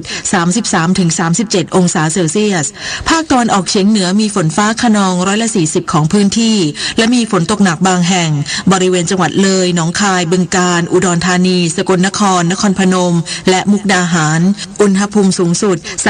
33-35 องศาเซลเซียสภาคกลางมีฝนฟ้าคะนอง140ของพื้นที่ส่วนมากบริเวณจังหวัดลพบุรีสระบุรีกาญจนบุรีและราชบุรีอุณหภูมิสูงสุด 36-38 องศาเซลเซียสภาคตะวันออกมีฝนฟ้าคะนอง160ของพื้นที่และมีฝนตกหนักบางแห่งบริเวณจังหวัดนครนายกปราจีนบุรีชลบุรีระยองจันทบุรีและตราดอุณหภูมิสูงสุด 30-35 องศาเซลเซียสลมตะวันตกเฉียงใต้ความเร็ว 15-30 กิโลเมตรต่อชั่วโมงทะเลมีคลื่นสูงประมาณ1 เมตรบริเวณที่มีฝนฟ้าคะนองคลื่นสูงมากกว่า2 เมตรภาคใต้ฝั่งตะวันออกมีฝนฟ้าคะนอง140ของพื้นที่ส่วนมากบริเวณจังหวัดชุมพรสุราษฎร์ธานีนครศรีธรรมราชพัทลุงสงขลายะลาและนาราธิวาสอุณหภูมิสูงสุด 33-36 องศาเซลเซียสลมตะวันตกเฉียงใต้ความเร็ว 15-30 กิโลเมตรต่อชั่วโมงทะเลมีคลื่นสูงประมาณ1 เมตรบริเวณที่มีฝนฟ้าคะนองคลื่นสูงมากกว่า2 เมตรภาคใต้ฝั่งตะวันตกมีฝนฟ้าคะนอง170ของพื้นที่และมีฝนตกหนักบางแห่งบริเวณจังหวัดระนองพังงาภูเก็ตกระบี่ตรังและสตูลอุณหภูมิสูงสุด 31-34 องศาเซลเซียสตั้งแต่จังหวัดพังงาขึ้นไปลมตะวันตกเฉียงใต้ความเร็ว 20-35 กิโลเมตรต่อชั่วโมงทะเลมีคลื่นสูงประมาณ2 เมตรบริเวณที่มีฝนฟ้าคะนองคลื่นสูงมากกว่า2 เมตรตั้งแต่จังหวัดภูเก็ตลงมาลมตะวันตกเฉียงใต้ความเร็ว 15-35 กิโลเมตรต่อชั่วโมงทะเลมีคลื่นสูง 1-2 เมตรบริเวณที่มีฝนฟ้าคะนองคลื่นสูงมากกว่า2 เมตรกรุงเทพมหานครและปริมณฑลมีฝนฟ้าคะนอง140ของพื้นที่อุณหภูมิสูงสุด 34-37 องศาเซลเซียสสภาวะระดับน้ำในแม่น้ำเจ้าพระยาที่หน้ากองบัญชาการกองทัพเรือคำนวณโดยกรมอุทกศาสตร์กองทัพเรือวันนี้น้ำขึ้นเต็มที่เวลา 1:47 นาที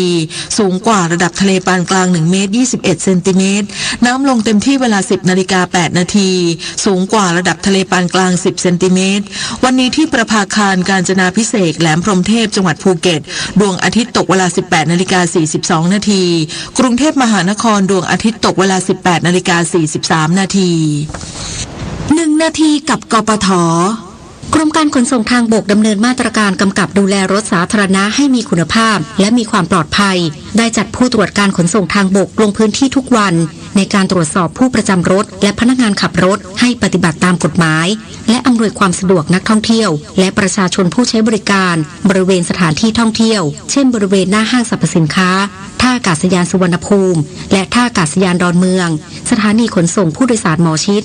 นอกจากนี้ได้ดำเนินโครงการนำร่องราชประสงค์โมเดลโดยบูรณาการร่วมกับกองบังคับการตำรวจท่องเที่ยวสถานีตำรวจนครบาลลุมพินีสำนักงานเขตปทุมวันและศูนย์การค้าบริเวณย่านราชประสงค์ในการร่วมกันจัดเจ้าหน้าที่ลงพื้นที่เพื่อกวดขันและเพื่อป้องกันการกระทำความผิดของรถสาธารณะในบริเวณย่านราชประสงค์ซึ่งมีห้างสรรพสินค้าและนักท่องเที่ยวจำนวนมากทั้งนี้กรมการขนส่งทางบกได้นำระบบตัดคะแนนความประพฤติผู้ขับรถสาธารณะมาบังคับใช้เพื่อสร้างจิตสำนึกด้านความปลอดภัยในการขนส่งทางถนนค่ะ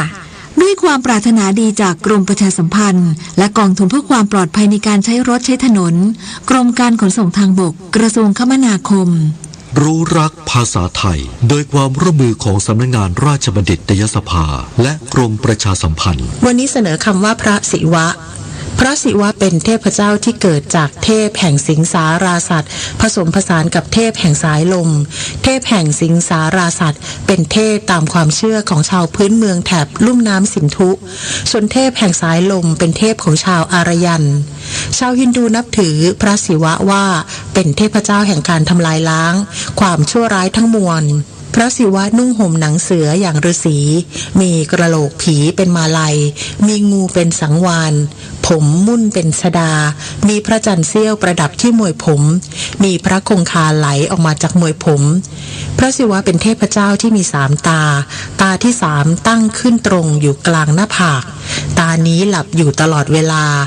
พระศิวะจะลืมตาที่3เมื่อโกรธและต้องการทำลายล้างหากลืมตานี้ขึ้นเมื่อใดจะเกิดเป็นไฟกรดเผาผลาญทุกสิ่งผู้มีคำถามการใช้ภาษาไทยสอบถามได้ที่ www.orst.go.th สาระนานากับสารานุกรมไทยวันนี้เสนอตอนการสะสมของตะกั่วในร่างกายการสะสมของตะกั่วในร่างกายแบ่งเป็น3ทางได้แก่ 1. ในกระแสเลือด90%จะรวมตัวกับเม็ดเลือดแดงและส่วนที่เหลือจะอยู่ในน้ำเลือดค่าครึ่งชีวิตของตะกั่วในเลือดประมาณ 2-4 สัปดาห์ 2. ในเนื้อเยื่ออ่อนที่สำคัญคือตับและไตมีค่า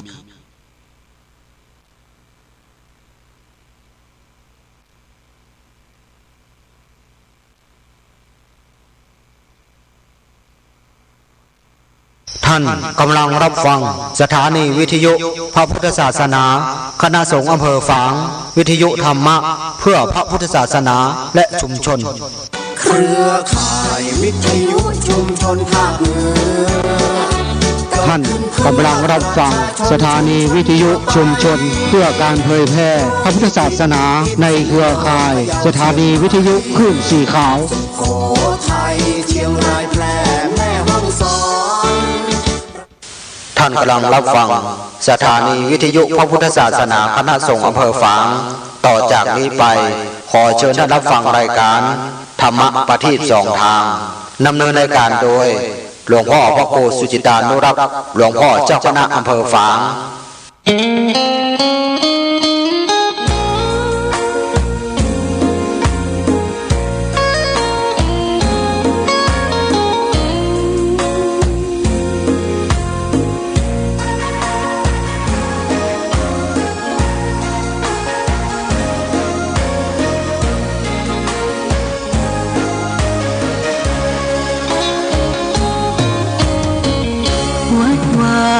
รามเรืองรองท้องฟ้า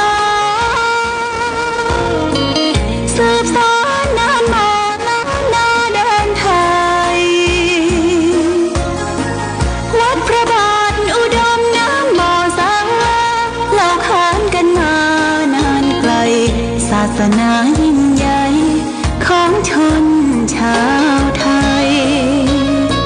พระพุทธบาทจำลองของพระสัมมาองค์พระศาสดาพุทธบูชากราบไหว้องค์พระเจ้าฝางอุดมศิลป์ผู้สร้างสรรค์มานานไกลนามอุดมก้องไปสมให้ฉายาก่อนเป็นวัดร้างโบราณสืบสาน2524พระมหาราชครูเกษราปัญญา จากวัดดับภัยเชียงใหม่สืบสานเวลาผ่าน131 ปีนานไกลวัดพระบาทอุดมรุ่งเรืองงามตาเจ้านายบุญธรรมสาขาเมืองเชียงใหม่ปกครองเมืองฟ้าทุ่มเทแรงกายแรงใจทุกชาติพันธุ์รวมใจรักษามัคคี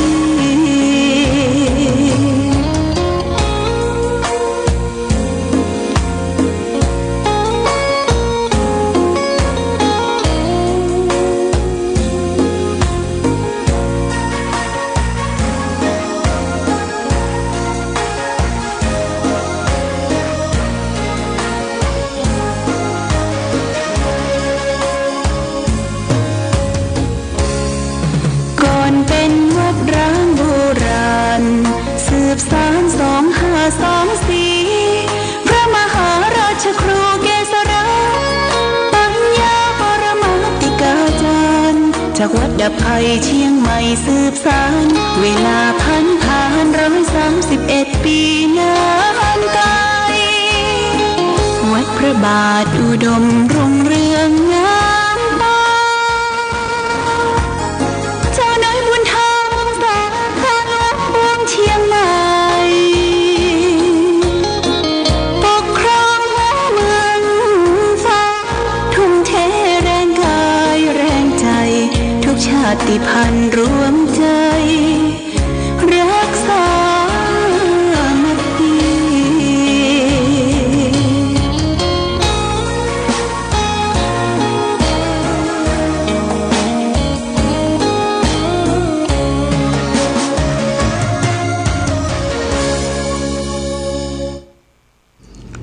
เจริญสุข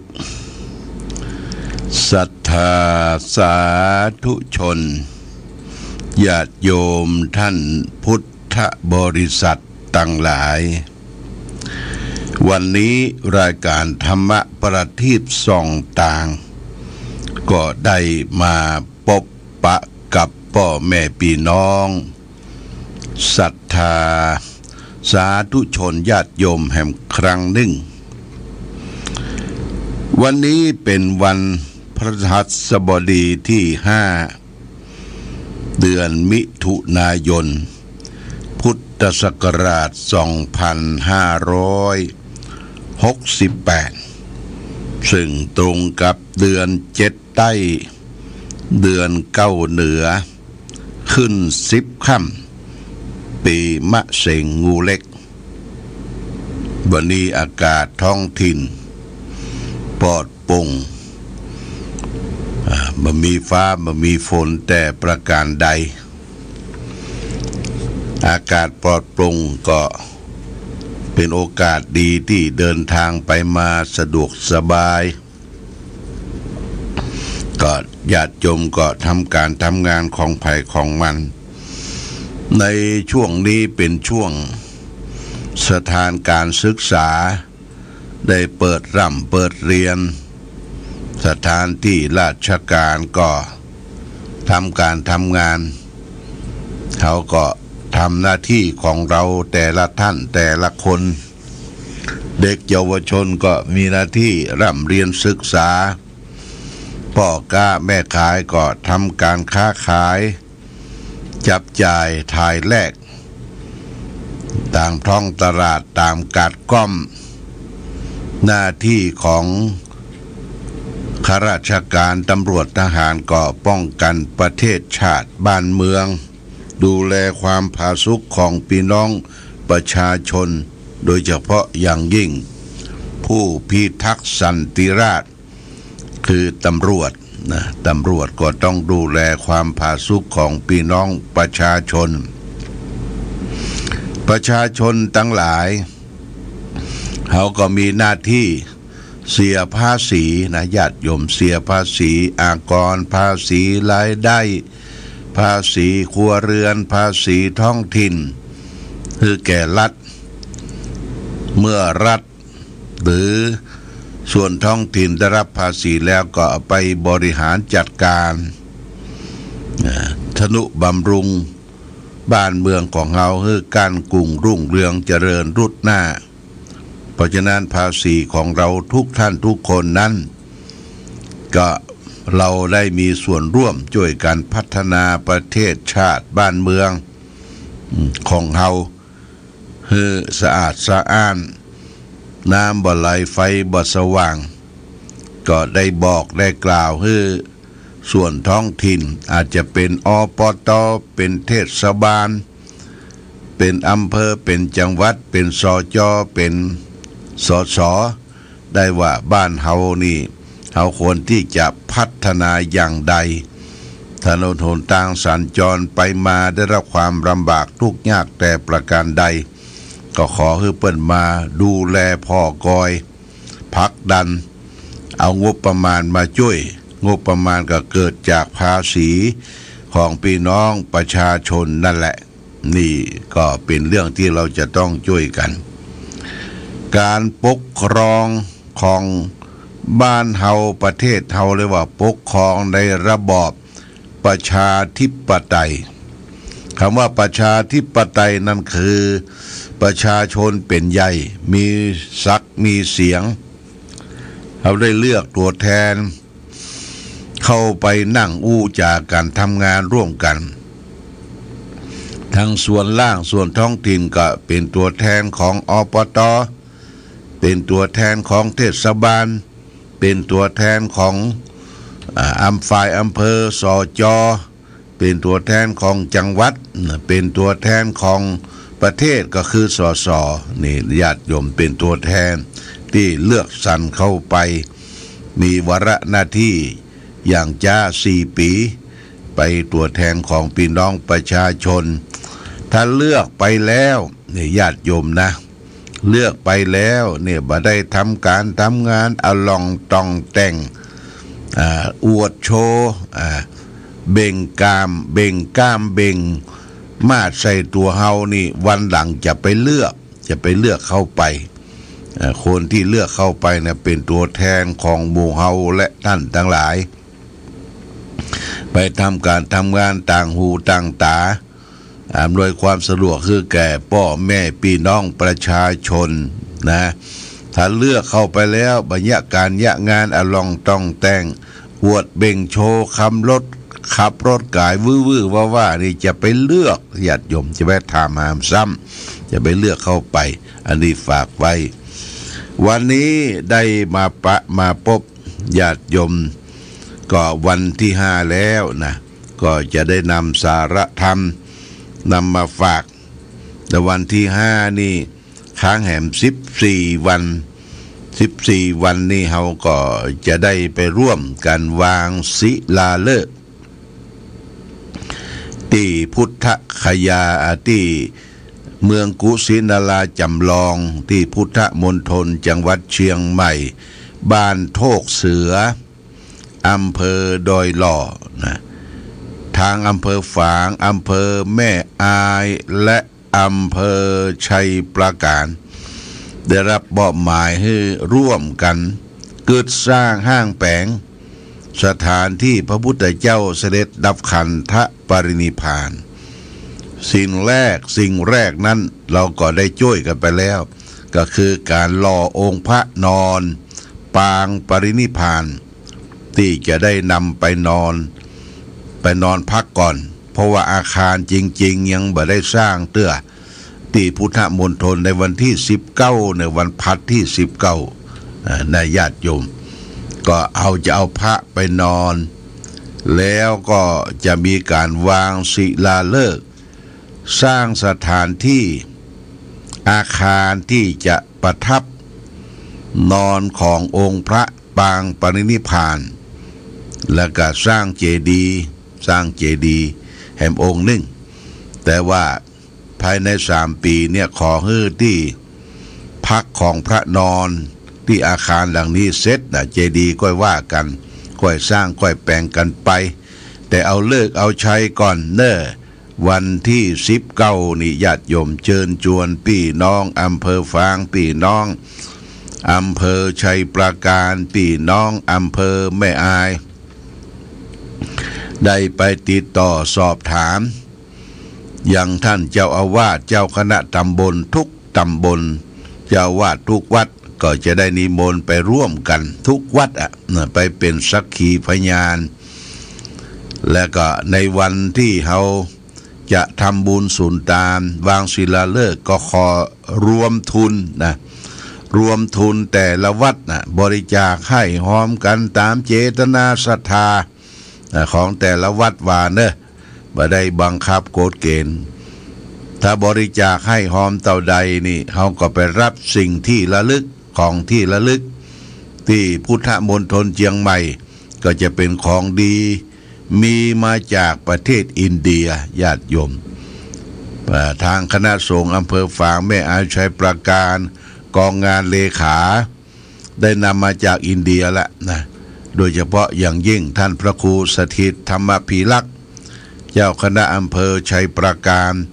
เปิ้นออกทุนหือมดเปิ้นจ่ายมดแต่เอาเป็นของกำนันเพื่อจะเอาเงินเข้าเป็นกองทุน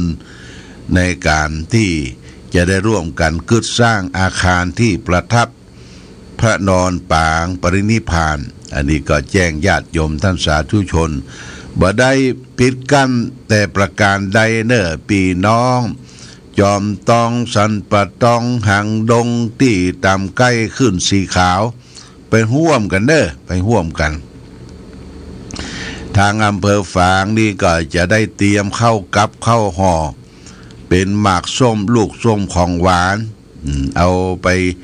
ร่วมกันเป็นโรงทานโดยนะญาติโยมเป็นโรงทานน้ำดื่มน้ำฉันก็ได้รับความอนุเคราะห์จากท่านพระครูอภิวัตรวัฒนวิกรมท่านรองเจ้าคณะอำเภอดอยหล่อบอกว่าจะกางเต็นท์ไว้จำนวน26เต็นท์ญาติโยม26เต็นท์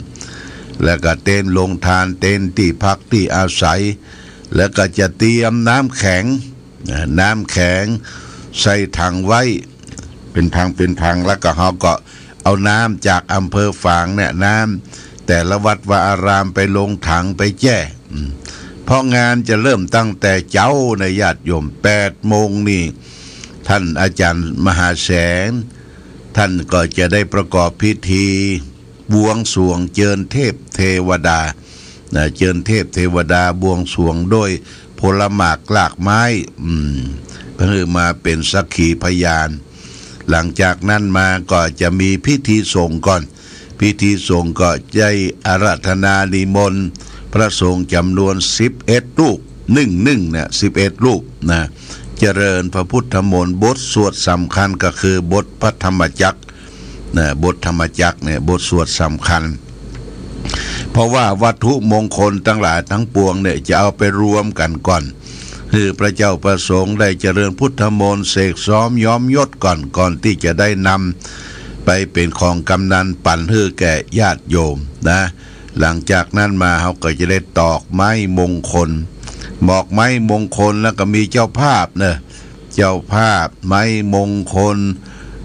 อิฐมงคลแล้วก็แก้วแหวนแสนสิ่งต่างมีเจ้าภาพชุดละ1,520 บาทนะญาติโยมชุดละ 1,520 บาทก็ยังมีอยู่3อำเภอเนี่ยมีอยู่27ชุด27ชุดตอนนี้ก็ยังได้ประมาณสัก6-7 ชุดอยู่นะพอจะเป็นเจ้าภาพไปตอกไม้มงคลเขียนชื่อเขียนนามลงไม้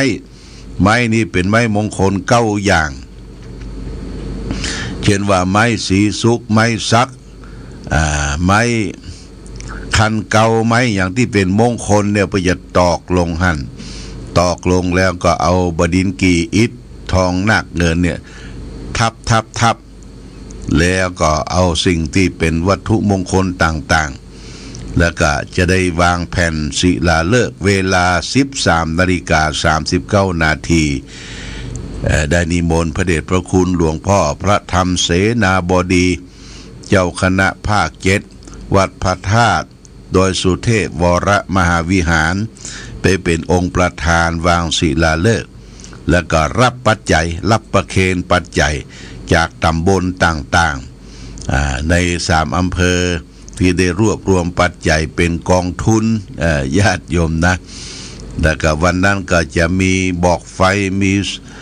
ผู้มีอย่างจิบอกเจิญเทวบุตรเทวดาตวยอันนี้ก็เตรียมการได้รายงานได้บอกคือแก่ญาติโยมท่านสาธุชนทั้งหลายจำใกล้ตามทิมไปกันเด้อขึ้นสีขาวแล้วก็ได้นิมนต์ท่านเจ้าคณะอำเภอดอยหล่อแล้วก็รองอำเภอท่านพระครูอภิวัตรแล้วก็ตุลุงยองตุลุงยองก็จะได้ไปช่วยประชาสัมพันธ์ในฐานะเป็นเจ้าของสถานที่เฮาหมู่เฮาต่างหลายเขาก็ปากันไปนะเตรียมเข้าอาหารสำหรับเข้าห่อเข้าอย่างกันไปอันนี้เป็นวันที่19เนี่ยวันพฤหัสบดีวิ19มิถุนายนญาติโยมจะไปลืมวันนี้ได้มาพบญาติโยมท่านสาธุชนทั้งหลายก็จะเอาสาระธรรมะที่จะได้นำมาฝากเนี่ยคือแก่ศรัทธาญาติโยมเรียกว่าธรรมที่จะทำให้เกิดความสุขความเจริญในชีวิตของเฮาวันนี้เอาเรื่องของ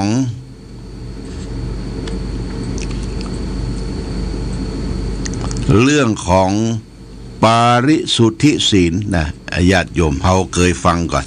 ปาริสุทธิศีล4เนี่ยปาริสุทธิศีลที่คือ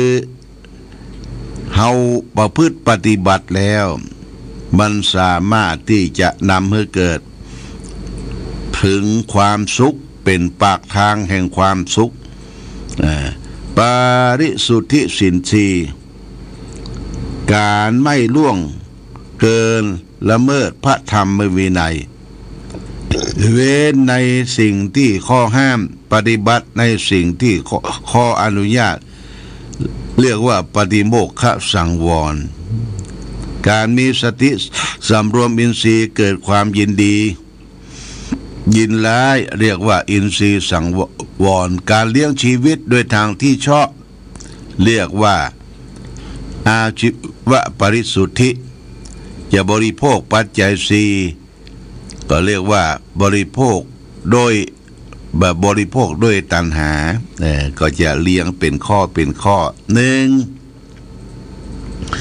ปฏิโมกขสังวรสำรวมในพระปฏิโมกข์เป็นข้อที่พระพุทธเจ้าห้ามทำตามข้อที่พระองค์ทรงอนุญาตอันนี้เป็นหน้าที่ของพระเจ้าพระสงฆ์และตลอดถึงฆราวาสญาติโยมคือเฮาประพฤติปฏิบัติคือเฮาบริสุทธิ์เนี่ยสำรวมในพระปฏิโมกข์คือพระพุทธเจ้าทรงอนุญาตคือปฏิบัติอย่างใดเฮาก็ปฏิบัติตามนั้นแล้วก็เว้นข้อที่พระพุทธเจ้าห้ามพระพุทธเจ้าห้ามว่าห้ามทำตามข้อที่พระทำตามที่ข้อพระองค์อนุญาตอย่างศีลทั้งหลายทั้งปวงนะให้ทานรักษาศีลภาวนาศีลสมาธิปัญญาทำสิ่งที่พระองค์ทรงอนุญาตข้อ2อินทรีย์สังวรคือสำรวมอินทรีย์6คือสำรวมคือระวังตาหูจมูกลิ้นกายใจสำรวมเมื่อใดสำรวมตาเวลาเห็นรูปสำรวมหูในเวลาฟังเสียงสำรวมกลิ่นในเวลาดมกลิ่นสำรวมรสในเวลารับรสอาหารและสำรวมสิ่งที่มาถูกต้องร่างกายแล้วว่าโพธพะทั้งหลายรู้ธรรมารมณ์ด้วยใจอันนี้คือสำรวมระวังเนี่ยที่เขามีสติอยู่ตลอดเวลาประการที่3อาชีวปริสุทธิเลี้ยงชีวิตโดยทางที่ชอบไม่หลอกลวงเขาเลี้ยงชีวิตนะญาติโยมเขาเลี้ยงชีวิตโดยทางที่ชอบไม่หลอกไม่ลวงคนอื่นเขาเลี้ยงชีวิตเราก็จะอยู่เป็นปกติสุขบ่นอนหวาดผวา บนอนสะดุ้งหยาดกลัวอันใดเพราะเขามีความซื่อสัตย์สุจริตต่อตนเองและคนอื่นนี่อาชีวะปริสุทธิเลี้ยงชีวิตโดยทางที่ชอบ 4. ปัจจยปัจจเวคขณะพิจารณาเสียก่อนจึงบริโภคปัจจัย 4ปัจจัย 4นี่มีอย่างพ้องคือพิจารณาให้ก่อนเขาจะนุ่งห่มจีวรเสื้อผ้าอาภรณ์นี่เป็นข้อหนึ่งข้อที่ 2พิจารณาอาหารการกินเขากินเพื่อยังอัตภาพชีวิตเพื่อจะได้ความเพียรต่อไปพิจารณาเสนาสนะที่อยู่อาศัยหรือเสนาสนะที่อยู่อาศัยเนี่ยเขาก็ทำอยู่แต่พอดีการแดดการลมการฝนนะบ่ใหญ่โตจนกวนไปและพิจารณาเภสัชก็คือยุกยารักษาไข้กินไปตามฉลากตามเวลาที่หมอได้จัดได้สั่งให้เนี่ยพิจารณาปัจจัย 4เนี่ยเราก็จะบพิษบพลาดก็จะลงชีวิตจะไปบริโภคด้วยตัณหานี่ฝากไว้ว่าปริสุทธิศีล 4คือการสำรวมระวังตาหูจมูกลิ้นกายใจและสำรวมประพฤติปฏิบัติสิ่งที่พระพุทธเจ้าอนุญาตและเว้นข้อที่พระพุทธเจ้าบ่อนุญาตเนี่ยญาติโยมนี่ฝากไว้เป็นหลักคิดคือแก่เราและท่านทั้งหลายโดยเอาละวันนี้รายการธรรมะประทีปส่องต่างได้มาพบญาติโยมท่านสาธุชนทั้งหลายก็พอสมควรแก่กาลเวลาขอความผาสุขความมีธรรมจงบังเกิดมีแก่ศรัทธาสาธุชนญาติโยมทุกท่านรายการธรรมะประทีปส่องต่างก็ต้องขอลาก่อนขอผู้ฟังจงตั้งมั่นจิตหันษาด้วยธรรมะขององค์พระพุทธาได้นำพาให้เกิดความสุขสงบเย็นขอเจริญพร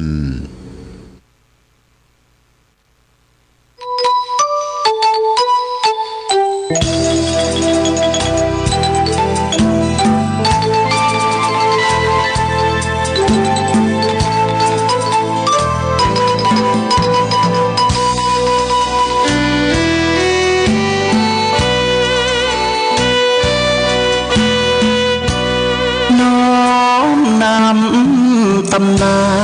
นผ่านทุกรุ่น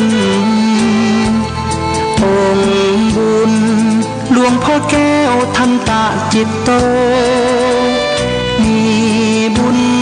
ญาบารมีมากโขมีพุทโธ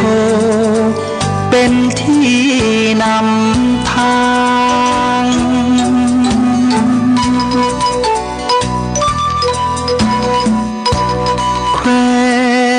แด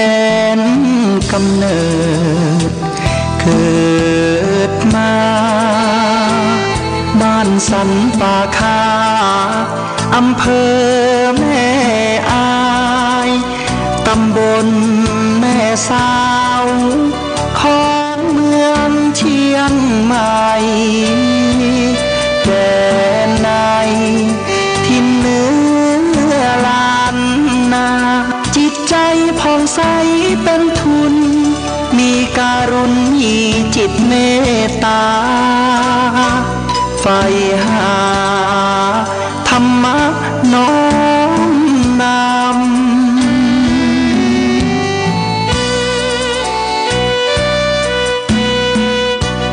โยมพ่ออุ่นแม่ปอมหิงสาบิดามารดาผู้เลี้ยงดูเส้นทางธรรมน้อมนำคำชูเดินสู่เส้นทางของผ้าเหลือง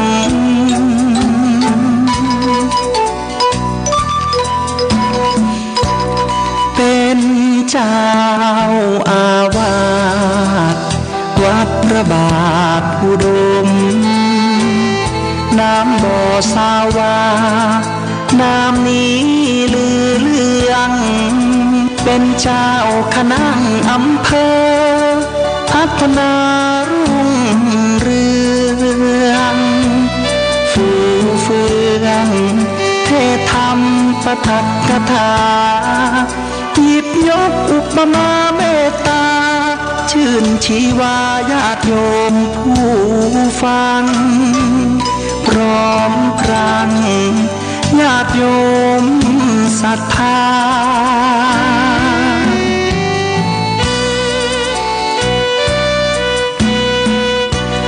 หลวงพ่อ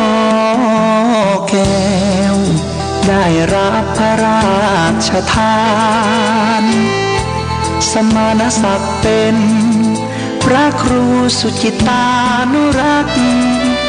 นามผู้พิทักษ์รักษาจิตด้วยความ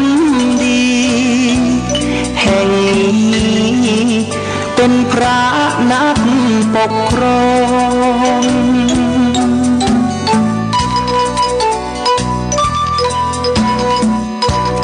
พรหมวิหารธรรมน้อมนำเป็นหลักยึดมาเมตตากรุณามุทิตาอุเบกขานำฉายาเรื่องลือเรื่องรองเมืองนองด้วยคุณ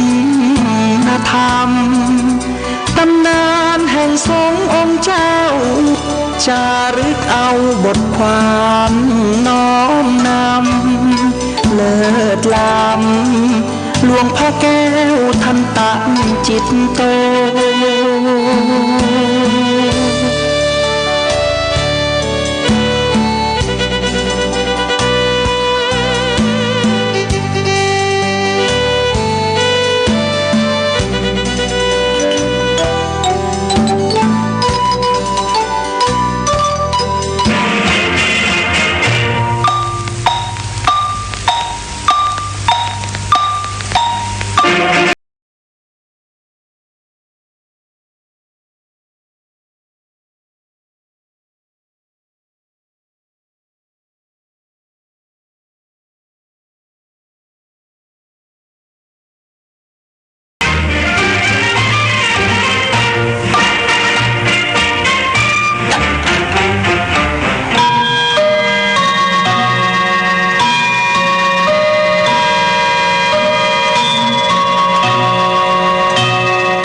ธงชาติและเพลงชาติไทยเป็นสัญลักษณ์ของความเป็นไทยเราจงร่วมใจยืนตรงเคารพธงชาติด้วยความภาคภูมิใจในเอกราชและความเสียสละของบรรพบุรุษไทยประเทศไทยรวมเชื้อชาติไทยเป็นประชารัฐผ้าไทยของไทยทุกส่วนอยู่ดำรงคงไว้ได้ทั้งมวลด้วยไทยล้วนหมายรักษาพันยินไทยนิรักสงบแต่ถึงรบไม่กล้าเอกราชจะไม่ให้ใครคุมขีสละเลือดทุกอย่างเป็นชาติทะเลพระดวงประเทศชาติไทยทวีมีชัยชโย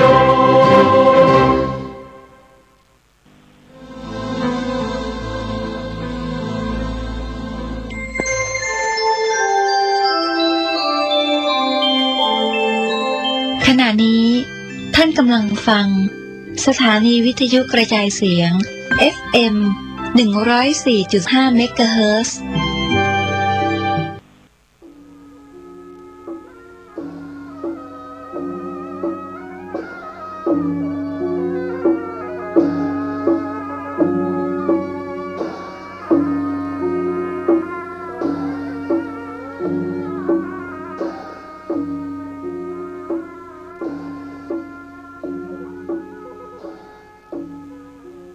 ขอความเจริญในธรรมและความผาสุกทางใจจงได้บังเกิดมีกับท่านสาธุชนคนดีผู้เจริญในศีลผู้เจริญในธรรมทุกท่าน พร้อมกันนี้ขอยกมือ10 นิ้วขึ้นตั้งกายคิ้วเจสากราบอาราธนาเอาคุณพระแก้วเจ้าทั้งสามบุญศีลบุญทานที่ได้จัดทำบำเพ็ญมาในอดีตและกำลังจะทำในเวลานี้คุณพ่อคุณแม่คุณครูบาอาจารย์ผู้ประสิทธิ์ประสาทวิชาความรู้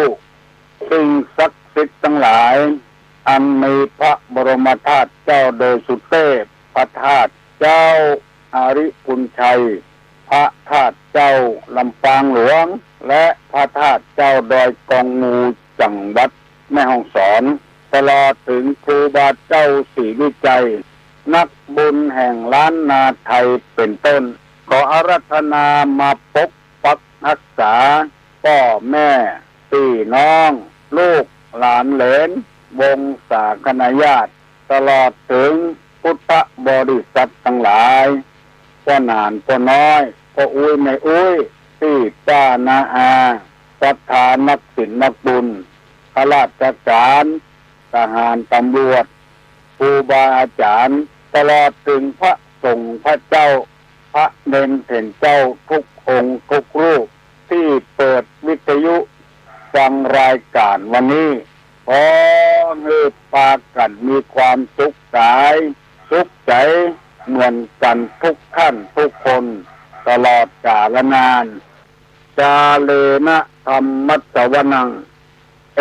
ตัมมังกรมุตตมังมาแล้วเนอะก็ออกแม่ออกศรัทธานักศิลป์นักบุญทั้งหลายมาแล้วอะไรมาเสียงก้องเสียงสองเสียงมองต่ำเข้าเสียงพูดเจ้าเทศนาธรรมมาแล้วมาถึงบ้านมาถึงเฮือนมาถึงในเฮือนมาถึงในมุ้งมาถึงในสุดมาถึงห้องน้ำมาถึงกุฏิกุฏานมาถึงเตาไฟมาถึงในรถมาถึงแพะถึงปลาที่กำลังไปเสาะเห็ดเสาะห่านไปเสาะหนอมาถึงกุฏิกุฏานที่ตั้นผู้ฟังทั้งหลายในวัดในวาก็มาได้รับเปิดวิทยุเวลานี้เพื่อให้ความเป็นสิริมงคลเกิดกับขึ้นกับตัวฟังธรรมะดีมีสาระทำให้สบายใจคนที่อยู่ในศีลคนที่กินในธรรมเป็นคนบัดธรรมสร้างความเดือดร้อนให้ไผมีแต่ความสมานนะสามัคคียิ่งขึ้นไปธรรมะ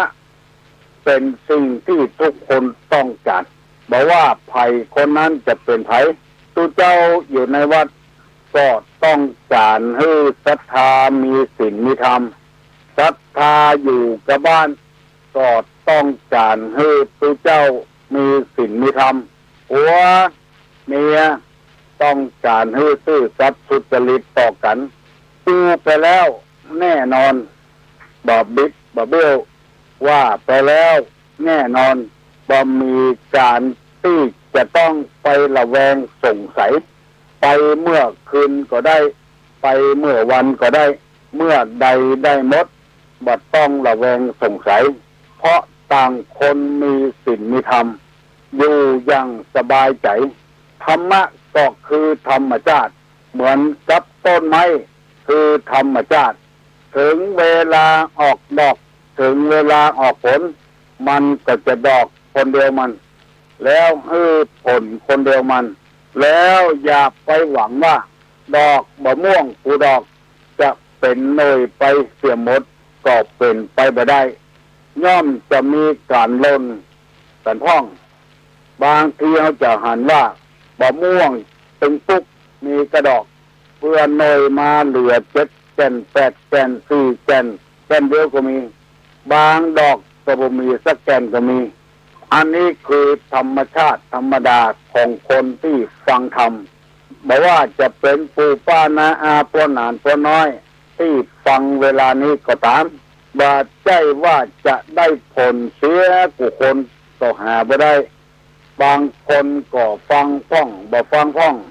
บางคนก็ฟังซัดฟังทอดบางคนก็เนี่ยการไปโดยฟังไปโดยบางคนก็สนใจในธรรม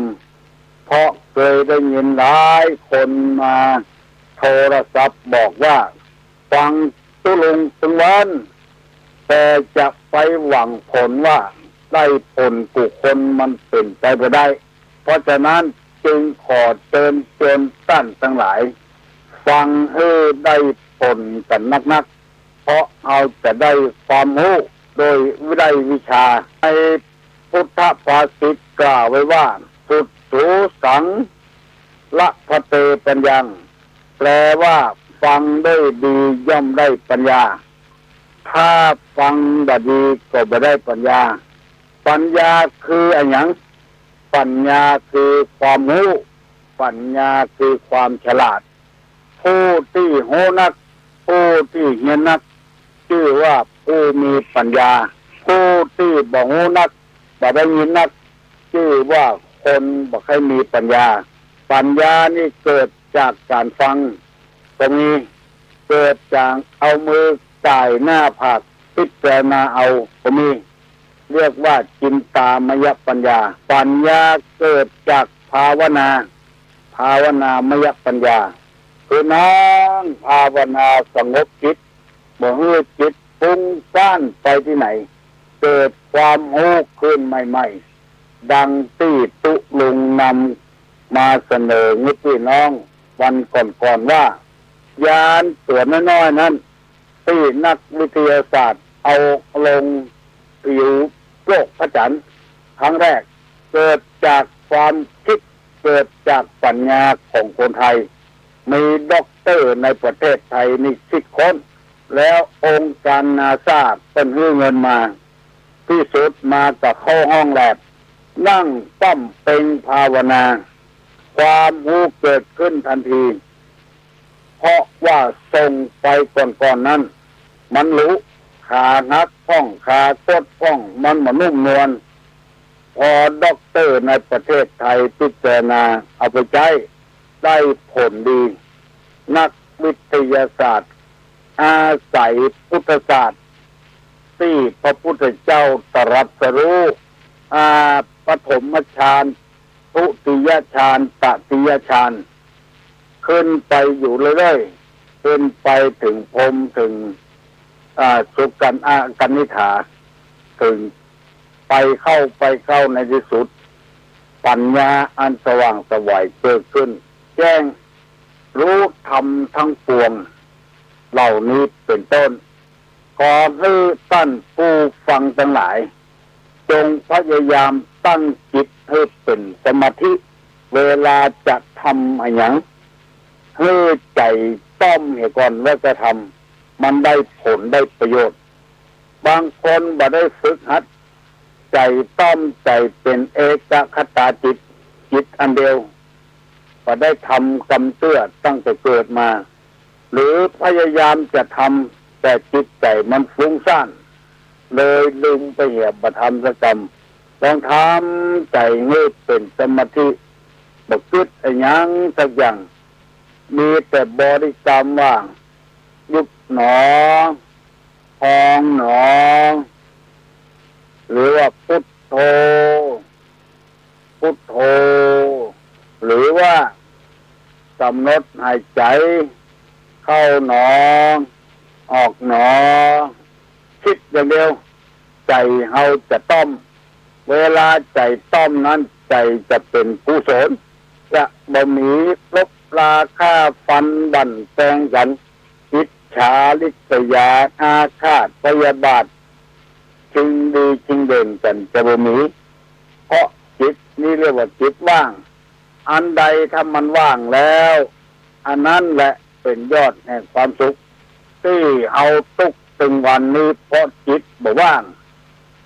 ไปกึดนักลำไปทันน้อยนี่น้อยจึงเป็นเหตุที่จิตบ่ว่างเมื่อบ่ว่างแล้วก็ให้มีแต่ความทุกข์ต่อกันมาดังนี้เป็นต้นเมื่อจิตเป็นสมาธิแล้วทำพูดคิดไอ้อย่างก็บ่ผิดบ่เผลอทำก็ถูกพูดก็ไม่ผิด คิดก็ไม่เผลอคำพูดนี่เป็นเรื่องที่สำคัญมากกิริยามารยาทนี่เป็นเรื่องสำคัญมากที่เราจะเข้าสู่สังคมเพราะคนเราอยู่คนเดียวก็ได้ต้องพึ่งพระอาศัยกันน้ำก็พึ่งบัวบัวก็พึ่งน้ำป่าก็พึ่งน้ำน้ำก็พึ่งป่ามันจึงงามตุลุงได้นำเสนอคำว่าลักษณะของคนเจียมตนทำให้มีลักษณะงามเมื่อลักษณะงามใจก็จะงามจำปากก็จะงามเข้าสู่สังคมแล้วมันม่วนมันสบายใจบัสตกสถานยานเสืออยู่กับไผก็ได้กล่าวไว้11 ข้อได้อธิบายไปแล้ว10 ข้อแล้วขอลืมซ้ำ1มีใจอ่อนน้อม2มีความเจียมตน3ไม่ถือตัว4ไม่ยิ่งยโส5ทำตนเช่นผ้าเช็ดเท้าทำตนให้เหมือนผ้าเช็ดเท้า6ทำตนเหมือนกับโคเขาขาด7ทำตนดุจงูพิษที่ถูกถอนเขี้ยวแล้ว8อ่อนโยนเจ้านุ่มนวล10กล่าวถ้อยคำสบายหู11ไม่ดื้อกระด้างกลางแข็งทั้งหมดนี้เป็นใจความที่จะทำมือคนนี้จะเงียบเจียมตน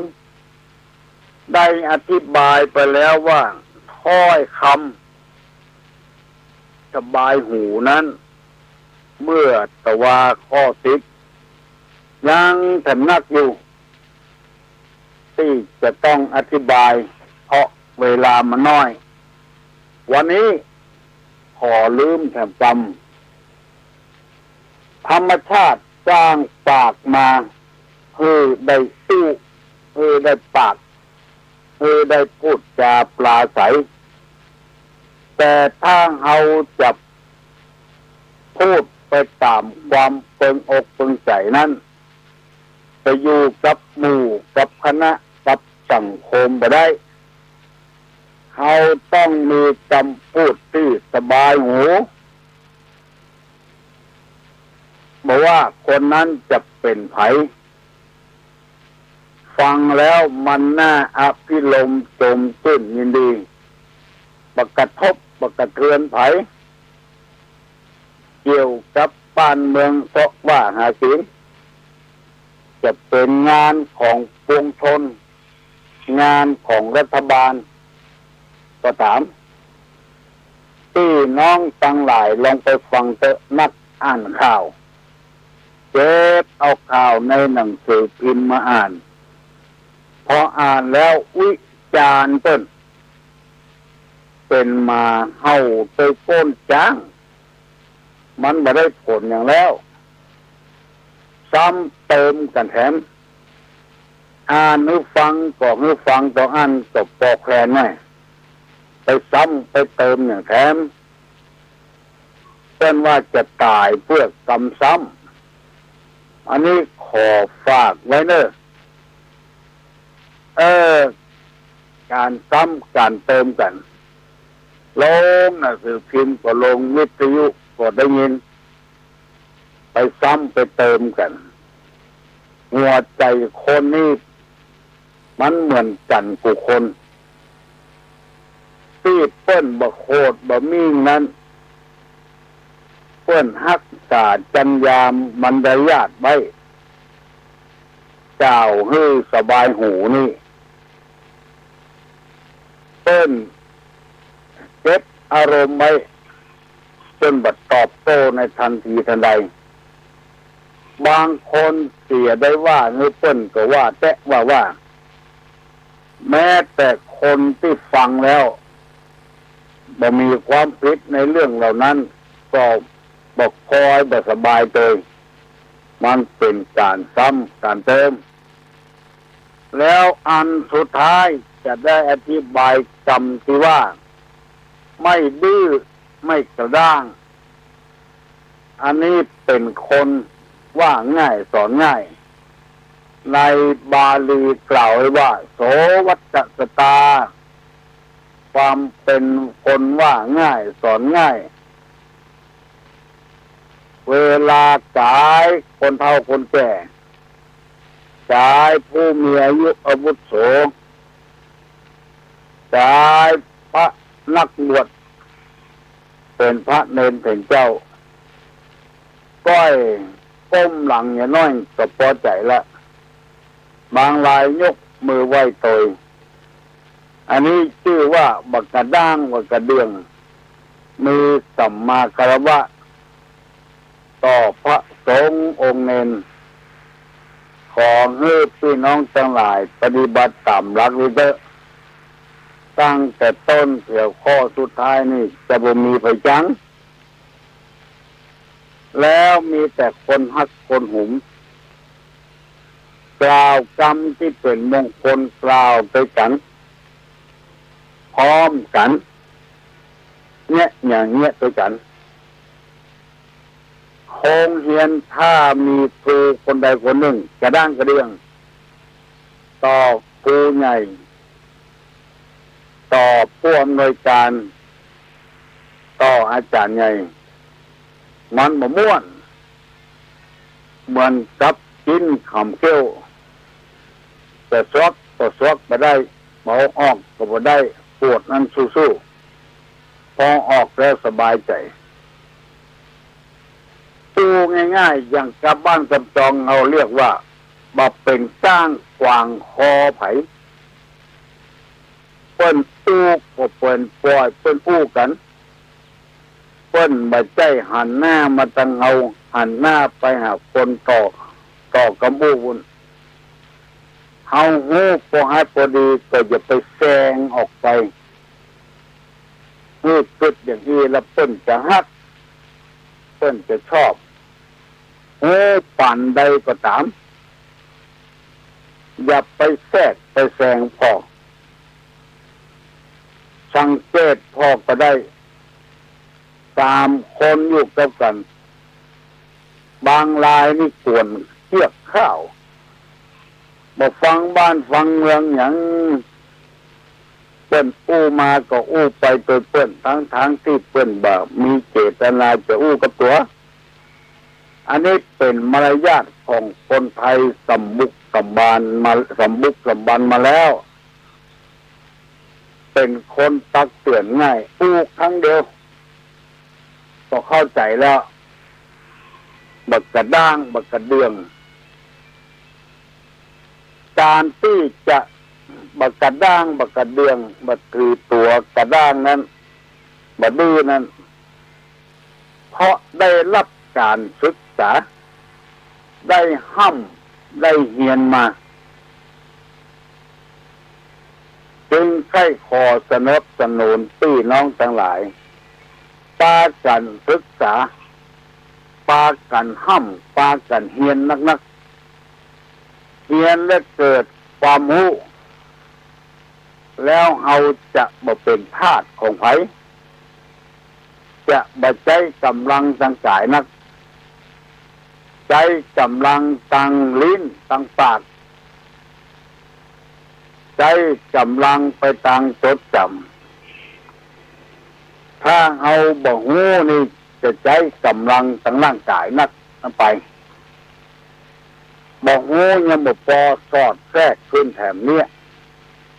คนโค้คนอวดงูอวดล็อกไปห้ามบ่ฟัง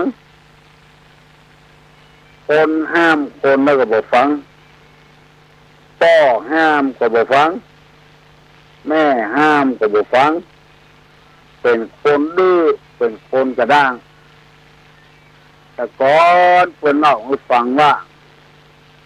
นี่ละอ่อนคนกำมีดถากไงเพิ่นว่าถากเข้าในเรือนคือว่าเอามือกำไม้แล้วเอามีดถากไม้เข้ามาตั้งมือตัวเก่ากำลังลิดไม้เพิ่นลิดไปทางหน้ามันลิดไปทางหลังโอนเท่าเพิ่นหางก็ใส่ไอ้น้อยอย่าไปลิดไม้เข้าบ้านอย่าไปถากไม้เข้าบ้านมันเป็นไงมันบดียะมีดจะเข้ามือไอ้น้อยแล้วก่อนเนี้ยอยู่ไอ้น้อยจะไปถากไม้เข้าบ้านมันเป็นจะได้มันจะเข้ามือใช้มือลุงลงอันเนี้ยดื้อแล้วก็กระด้างถากไปกันเดียวมีดผลัดมัดต่ำใส่มือตัวเก่าเบื้องซ้ายเอาเบื้องขวาเปิดถากไม้เปิดถากไปทางหน้าให้ถากเข้าในมือเสียมีดฟันมือเลือดน้อยโซล่นไปหาลุงตะเกียลุงขอตุ๊ดเลือดให้จำเตอะลุงตอบไว้เลยไม่ใช่มือลุงโลคือเนี่ยไม่ใช่มือลุงจะไปถากไม้เข้าบ้านมีดจะถูกมือมีดจะเข้ามือไม่ใช่บ้านมือลุงหรอก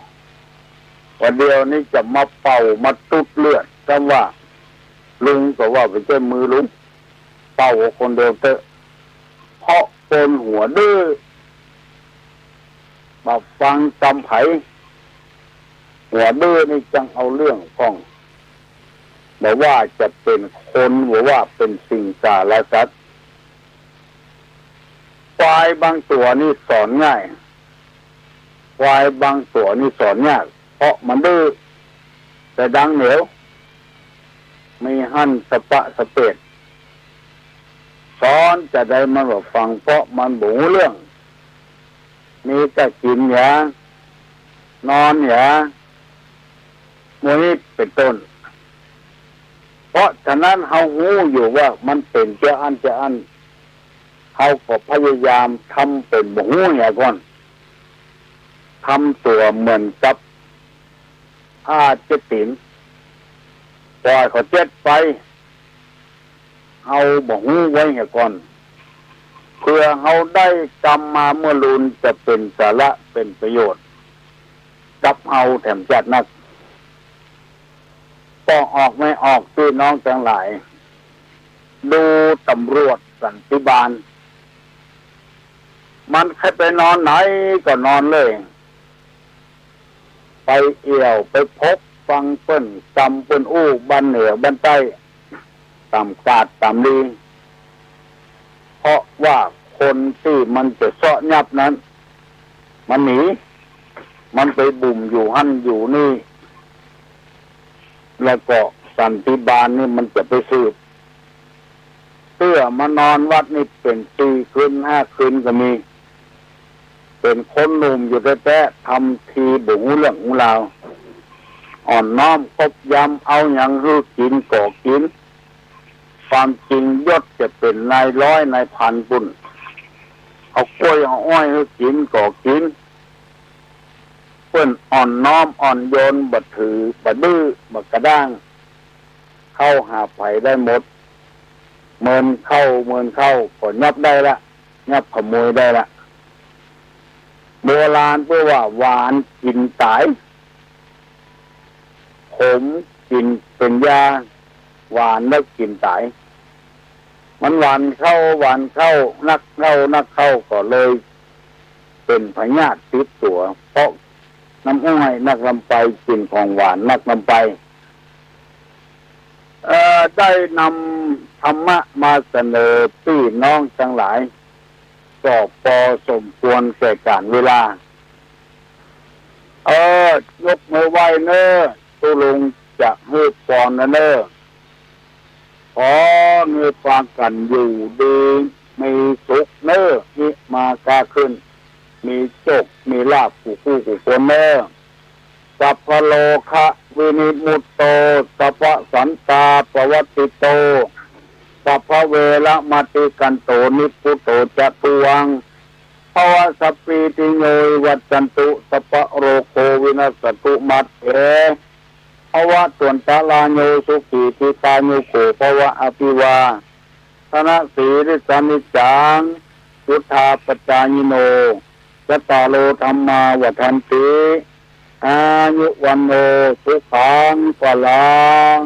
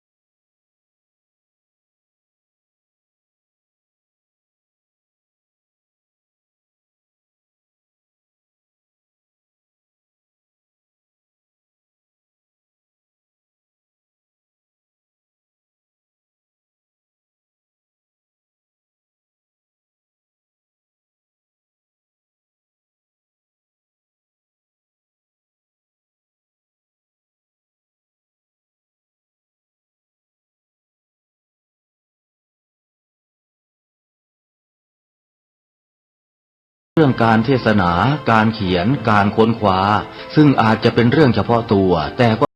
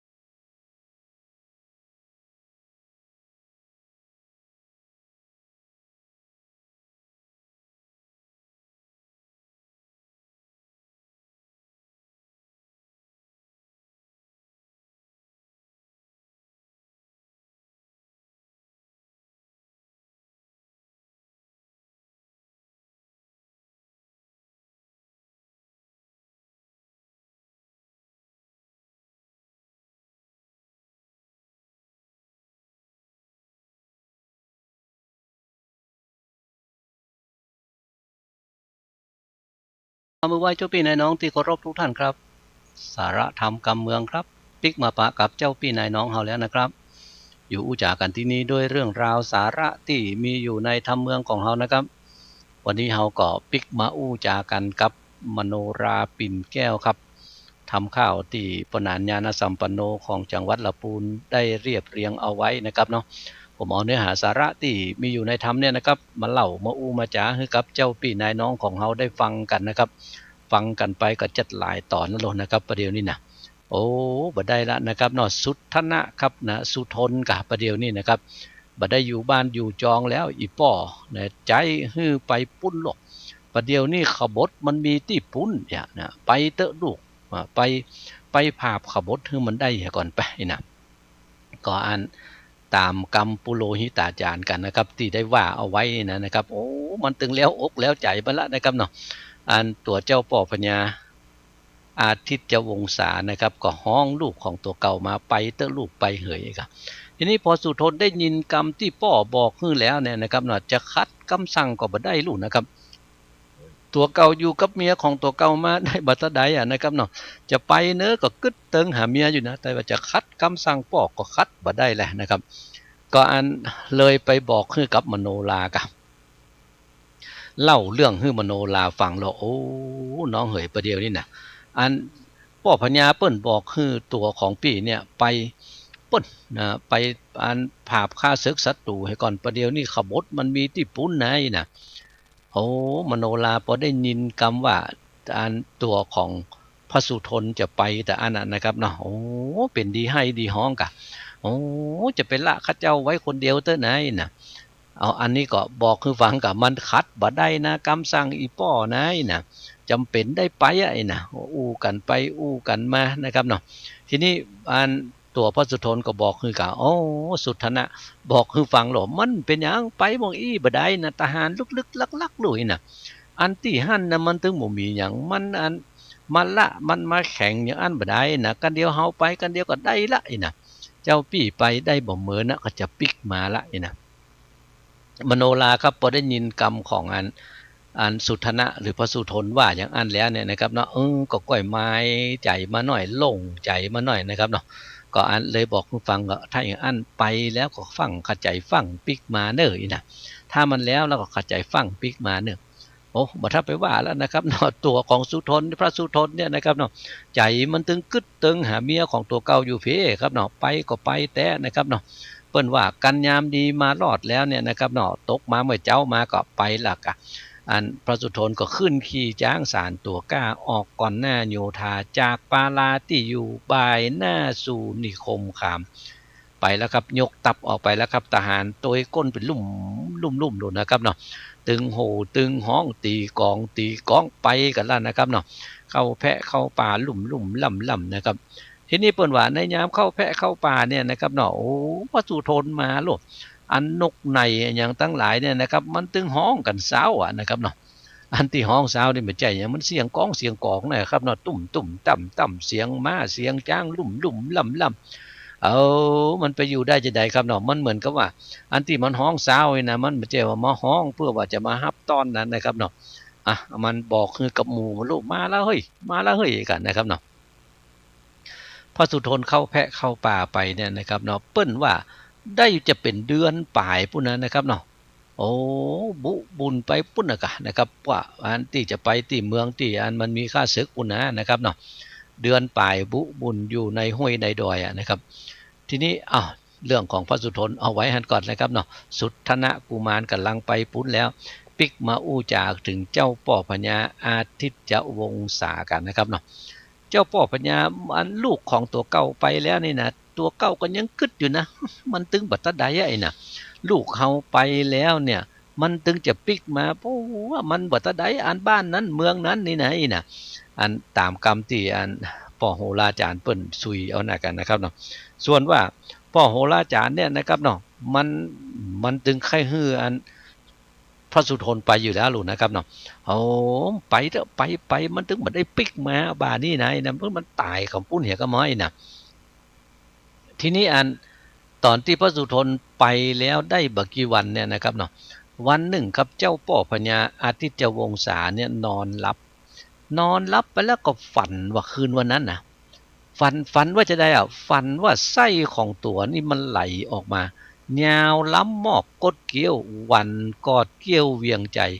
จัดนับไปอ่านได้3 หอบไหวดีหลีปดโทไส้อย่างมันยาวแต่ยาวว่าอันแวดวังแวดเวียงได้3 หอบบอกว่าอันนั้นนะครับเนาะตัวของอันเจ้าป่อพญาบ่ฮู้จะได้นะครับเนาะหันไส้มันยาวออกมาอันก็เอามือสาวกันนะครับเนาะสาวจักไส้เอายัดเข้าท้องจักไส้ยัดเข้าท้องว่าอันน่ะจนว่ามันมดมันเสี่ยงนะครับมันประกำฝันเลยนะครับนะมันจะกี่หอบก็ได้กันนะครับเนาะอันนี้พอเอาจักใส่ข้อท้องของเขาตัวเก่าเรียบร้อยแล้วเนี่ยนะครับเนาะสะดุ้งตื่นกันนะครับลุกขึ้นมามึนตามากากเลยนะครับนอนนั่งอยู่บนอันเตียงนั่งอยู่บนต่างที่นอนของตัวเก่านั่นนะครับเนาะโอ้ใจสั่นตึกตักเขามันแม่นแต่กันนี่หายนะ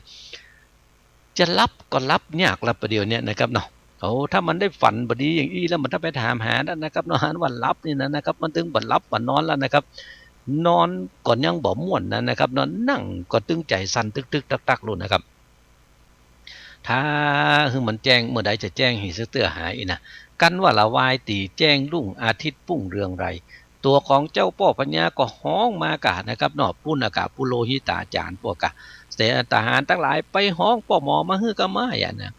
ป่อหมอเข้ามาแล้วเจ้าป่อปัญญาก็มาเล่ากำฝันของตัวเก่าลูกนะครับเอาฮื้ออ่านป่อหมอฟังแหละนะครับเนาะคนทั้งหลายทหารทั้งหลายนั่งกันอยู่หั่นเจ้าป่อปัญญาเล่าฮื้อฟังโหลแต่คือเนาฝันมันเป็นอย่างอี้ไหนน่ะอันมันฝันอย่างมันจะหายกะจะวัดดีกะนี่หายนะมันเป็นจะใดกันนี่หาช่วยเล่าให้เฮาฟังกำเตออีนะเอาล่ะครับเนาะตัวของอันปูเนี่ยกะนะครับโหราจารย์นี่นะครับเนาะผู้โหราจารย์นี่มันตึงกึดบดีครับตัวของอันพระสุทนอยู่แล้วรู้นะครับเนาะเมื่อมันกึดบดีเนี่ยนะครับประเดี๋ยวนี้กำฝันของเจ้าป่อพญาซ้ำมีอย่างน่ะมันก็เมื่อกึดในใจกับประเดี๋ยวเนี่ยได้ห้อมได้หอยแล้วรู้นี่นะจะฆ่าบานั้นให้มันตายให้ก็มองนะอันที่มันโคตรพระสุทนนักนี่นะครับบ่ใจอย่างมันโคตรเพราะได้ยินพระสุทนที่มาอู้กับอันทหารของตัวเก่านะครับเนาะมันที่เขาเคยเล่ากันมาว่าทหารหนุ่มน้อยอยู่คนหนึ่งนะครับมาช่วยอยู่ช่วยเฝ้าช่วยเนี่ยการฮืออันเจ้าป่อพญาสุทนกับตัวของอันมโนลานน่ะจนว่าถามว่าใครเป็นอันอย่างพ่องบ่ใครเป็นใครได้อย่างพ่องบ่ใครได้น่ะโอ้ช่วยเนี่ยการฮือแต่จนวันหนึ่งพระสุทนก็อู้กับเมียของตัวเก่าอู้กับทหารใกล้ตัวเก่าว่าวันไปตั้งหน้านี่ไหนน่ะจะเอาบาตัวเนี้ยนะได้มาเป็นอมาตย์เก่าว่าอันน่ะเอาว่าอมาตย์เก่าก็คือมาเป็นคนใกล้นะมาเป็นคนใกล้คนกระหับใจอยู่ใกล้อันปรึกษาฮือกำปรึกษาอย่างทั้งหลายน่ะทีนี้ปู่นี่มันได้หูข่าวอย่างอันแล้วเนี่ยนะมันกึดในใจของตัวเก่าหรือเฮาอยู่นี่กับนี่ไอ้น่ะมันเนี่ยบ่เอาเฮาอ่ะถ้าป่อมันตายมันได้เป็นเจ้าพญาแล้วจะเอาบานั้นมาเป็นอมาตย์เก่าแล้วเฮาจะไปอยู่ที่ไหนอย่างนี่อยู่ด้วยกันตึงบ่ได้ละไอ้น่ะอันนั้นมันกึดนะครับเนาะมันถึงว่าโลดเพิ่งกับหมีอยู่ด้วยกันบ่ได้จอนกับงูอยู่ด้วยกันบ่ได้หนอนกับนกไส้ข้างอยู่ใกล้จอมไฟจีนอยู่ใกล้ตัวหนอนโบราณสอนก้าวจีว่ามันตึงอยู่นี่ตัวกันบ่ได้ละไอ้นะอยู่ด้วยกันบ่ได้เหมือนกับอันตัวของกูกับมึงเนี่ยนะกูกับมึงก็คือนั่นนะตัวเก่ากับตัวของอันพระสุทนนะอยู่ด้วยกันบ่ได้มันตึงตายกันไปเพิงไงนะฉะนั้นพอมันได้ยินคำฝันของเจ้าป่อพญาอีเนี่ยจะใดที่ว่าจะฮื้อตัวของพระสุทนตายอ่ะอีนะโอ้บานี่มันจะตายได้เนี่ยนะถ้าว่าประเดี๋ยวเนี่ยมันฮักเมียมันขนาดไอ้นะถ้าเมียมันตายถ้าเมียมันบ่อยู่แล้วในไหนนะโอ้มันปิกมาเนี่ยมันจะซอกตายอ่ะไอ้ไหนนะ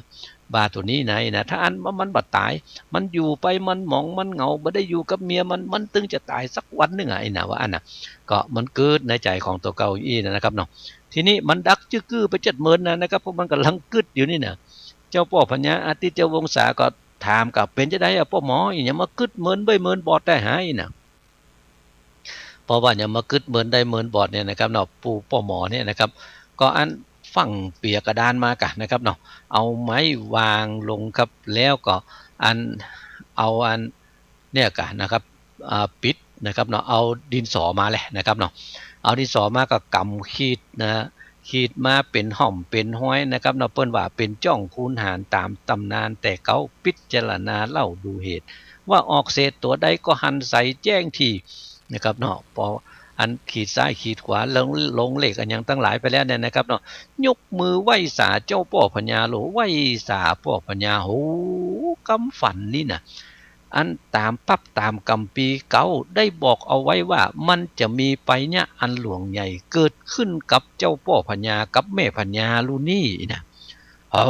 ไฟจะไหม้ประสาทคนทั้งหลายจะเดือดร้อนก่อนไหม้กันโอ้อยู่บัดได้ลูนี่นะตายกันไปปดโต้ยนะปดโธกรรมนี้นะครับเนาะเจ้าป่อพญาอาทิตย์เจ้าวงศากับพอได้ยินว่าตายลูนี่นะอันกำฝันนี่บ่ดีป่อพญาจะมีภัยเนี่ยกังวลเกิดขึ้นนะกับบ้านกับเมืองไหนนะโอ้ได้ยินกรรมนี้แต่อันนะเหงื่อนี่มันบ่ฮู้มันไหลลูกที่ไหนมานะครับเนาะก้ามันฮ้อนบ่ได้หมอกอัน เหือไหลขี้แห้เนี่ยนะครับแต่ประเดี๋ยวนี้มันบัดใจนะครับเนาะประเดี๋ยวมันออกอันต่ำขุมขนทั้งหลายเนี่ยนะครับเนาะมีหอระไทยวู่ฮ้อนนักหน่วงค้อนหลายหลามพอมันเป็นอย่างอันแล้วเนี่ยนะก็เลยถามพ่อหมอกะนะครับเฮาจะตายแต่กับพ่อหมอเมียเฮาก็จะตายกะไฟจะไหม้บ้านไหม้เมืองกะอีน่ะแม่นแต่กะเจ้าพ่อพญาเนาะปทอันนี้พอมันหันพ่อพญากลัวอันแล้วมันก็บอกกันนะครับเนาะแม่นแต่นะเจ้าพ่อพญาเจ้าพ่อพญาก็เลยถามว่าถ้าอันเนี้ยจะใดอ่ะเนี่ยจะใดจะฮื้อป้นโตดใหญ่มัวดำจุงไข่กำบอกเล่าหูเก้าตามรายบอกมากำมาแต่เนี่ยจะใดดีอ่ะถ้าอย่างอันน่ะไอ้น่ะเอาละนะครับเนาะหันแล้วรู้นะครับพ่อหมอครับหันห้อมหันห้อยแล้วครับว่าเนี่ยจะใดดีนะครับเนาะเดี๋ยวก่อนคือพ่อหมอกึดกำอู้มุ่นม้วนคือพ่อปัญญาฟังให้ก่อนนะครับเนาะตอนนี้เฮาย่างฟังเพลงกันสักเพลงก่อนดีกว่าครับกันเดี๋ยวเฮาก็ปิ๊กมาฟังกันต่อครับฟังเพลงก่อนครับเจนเลยครับ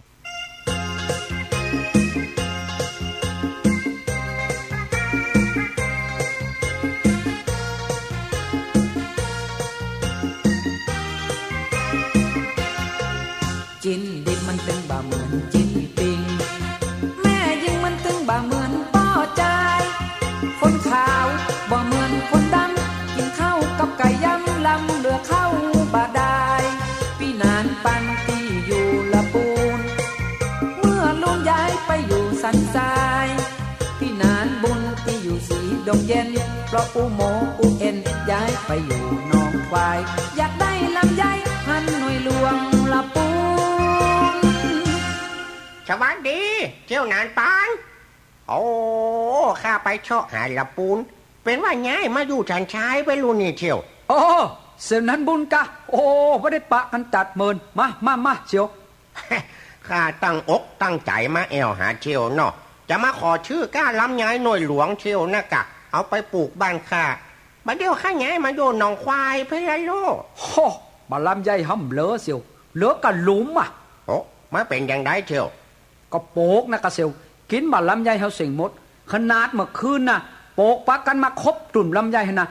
ลากไปกลางตรงนะดังพับเพ็บเหลือกันหลุมมาเซียวปะโอ้หยังอีแลกไฟตากันชักมาบสองมาบนอเชียวเนาะ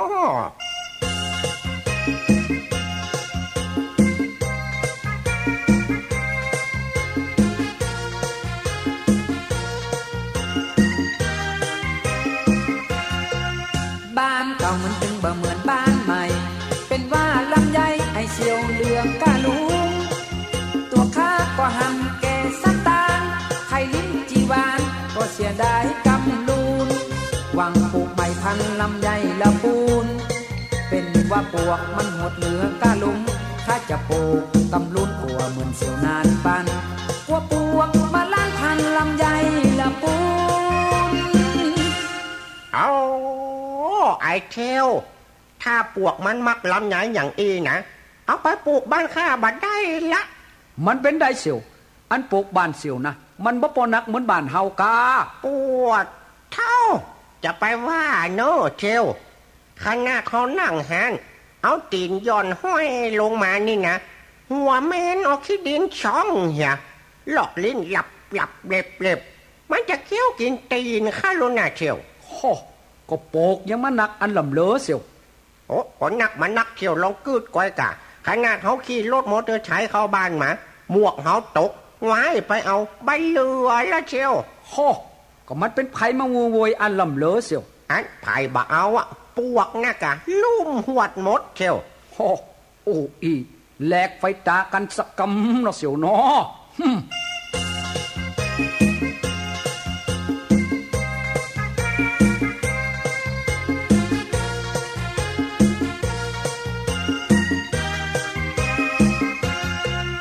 คนดีมันตึงบ่เหมือนคนสวกลักษณะปวกมันตึงบ่เหมือนแมงมุมตัวข้าก็หากินกันไปจะขายมอเตอร์ไซค์กลัวได้เตี๋ยวกำลูนจะฆ่าพวกตายก็เสียดายตั้งบุญซื้อรถมาใหม่ขี่ไปแผ่วละปูนเขาว่าปูนานบุญมันซิ่งมอเตอร์ไซค์เอาไปจอดตั้งได้ปวกก็ซ้ำมาลุมโอ้ยเชียวมาเสียเวลาแท้ๆลำไยก็มาได้ชักต้นข้าจะปีกแล้วเนาะโอ้ แล้วเสียวเอารถยังมา โอ้ยเนาะฮอนด้าอิงนะกะเชียว มันมีวะเสียวเปิ้นมีกะฮอนด้าดาริม อันนั้นมันของเปิ้นของข้าฮอนด้าอิงก่อนไปจอดที่ไหนข้าก็เอาอิงไว้จำหัวนะลูกมันเป็นได้เสียวบ่คืนค่าตังมันกะก็กับพวกหัวเล็กนะเนาะเชียวเมื่อคืนนี่นะคบกินขาตั้งรถค่าแคบเหียตังบนแกมันก็บ่กินมันถ้าจะเหม็นน้ำมันเฮาอู้อีแลกไฟตากันสักกำเนาะเสียวเนาะ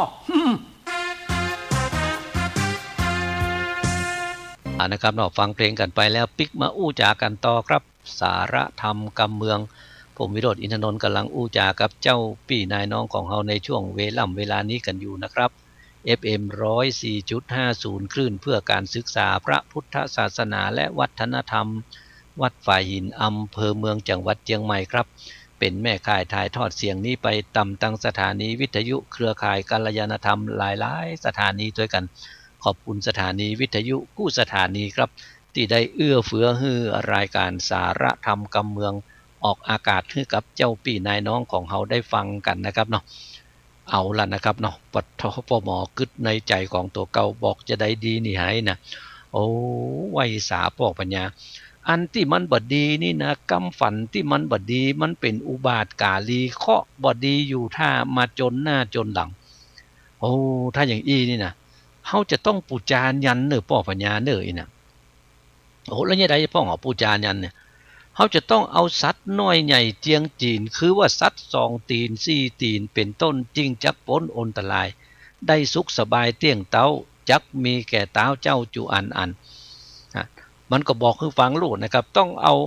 อาสัตว์4 ตีนสัตว์2 ตีนในนะเอามาปูจานยันเนยนะ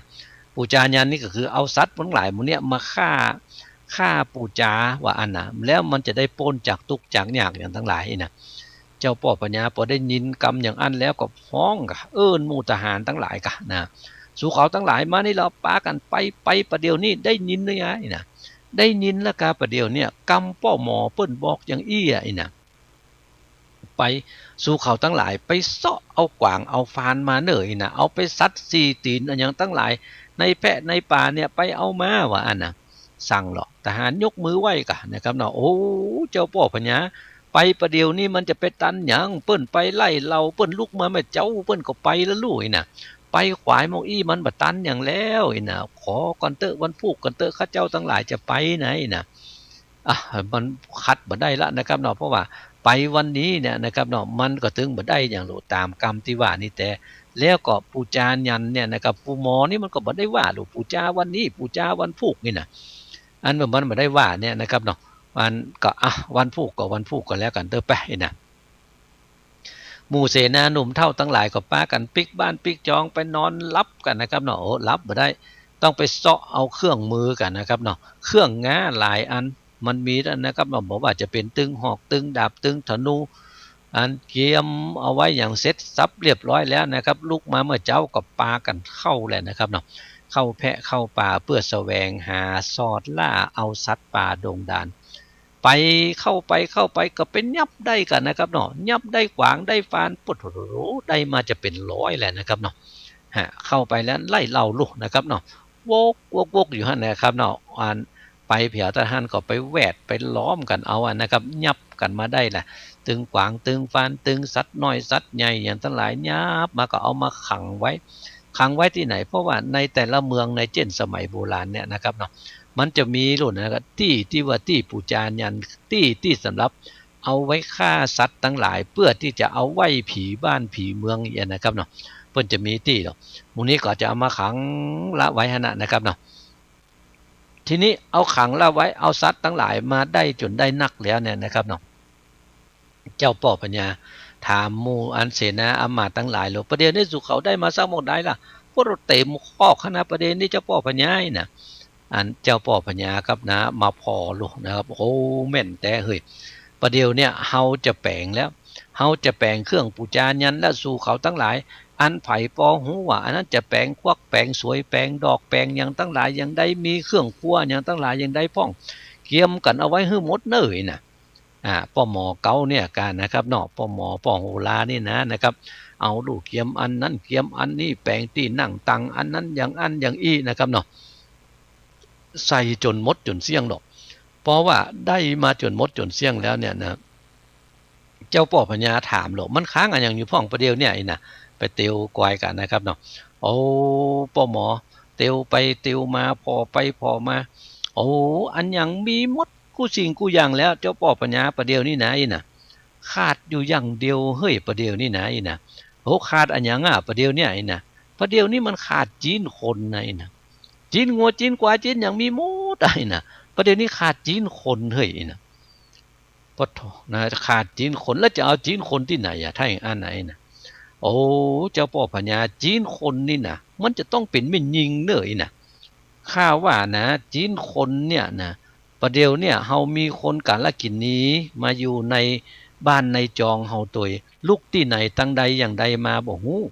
เรื่องอย่างอี้เนี่ยเฮาบ่ฮู้เพราะจะอันนี่นะ